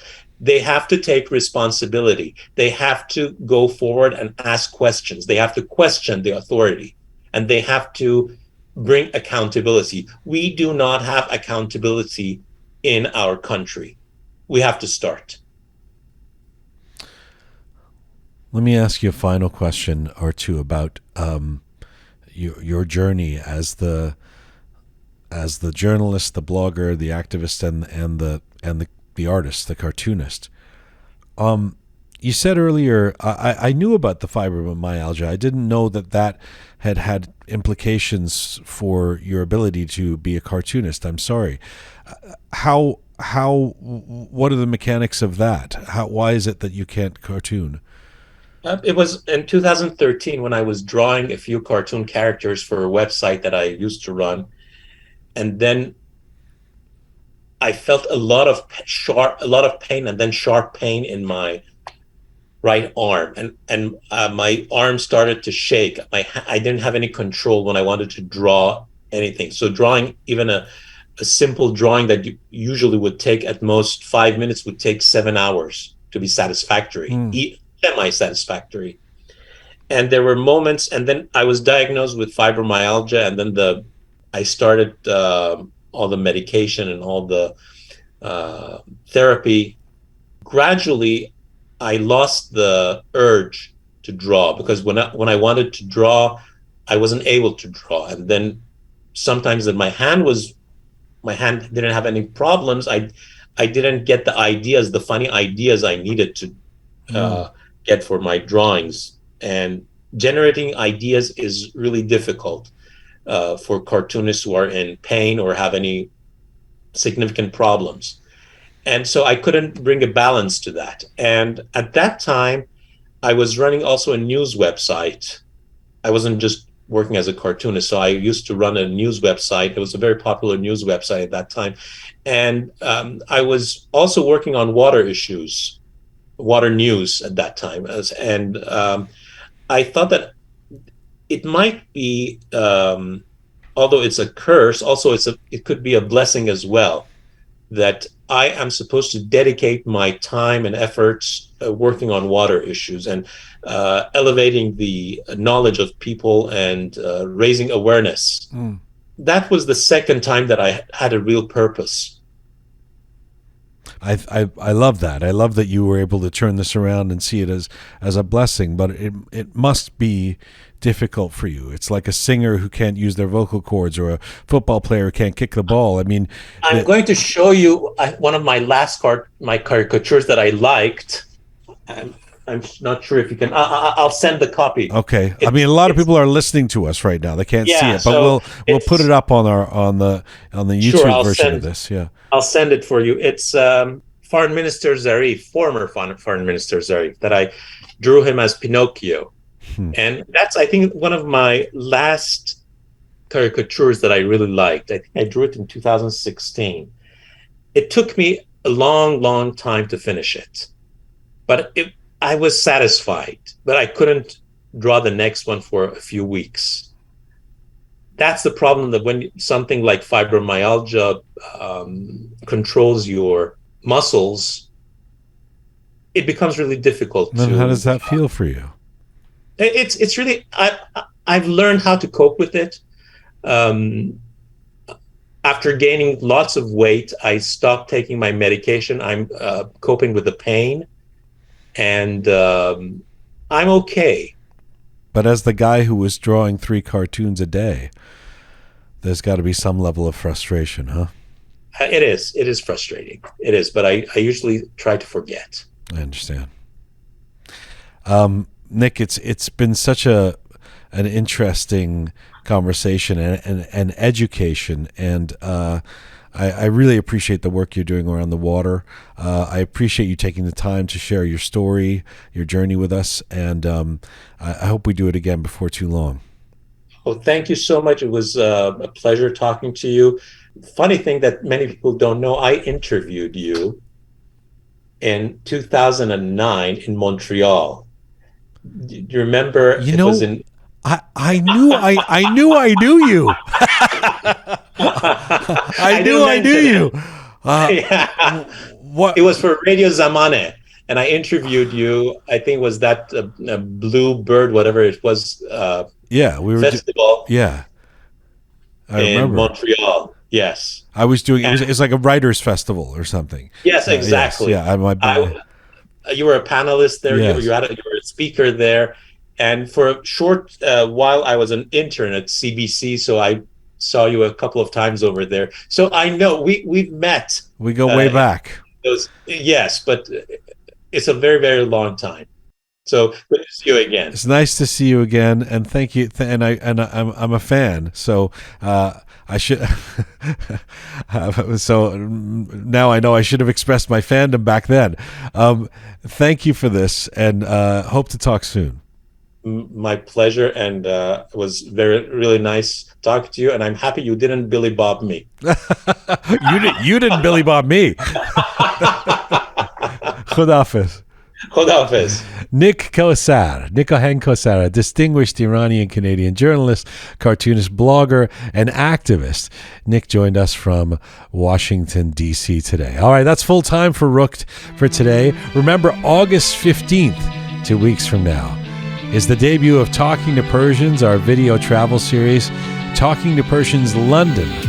The first part of that series will debut on August 15th. We'll put that up on YouTube and remind you about it next week on our podcast, Talking to Persians preview podcast next week in this space.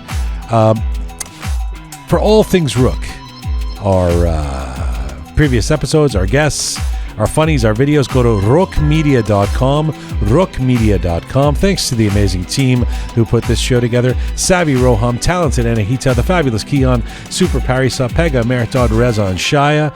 Thank you to all of you out there for supporting us and sharing our content. Find me on Instagram at Jian Ghomeshi. And as ever, Mizun Bashin.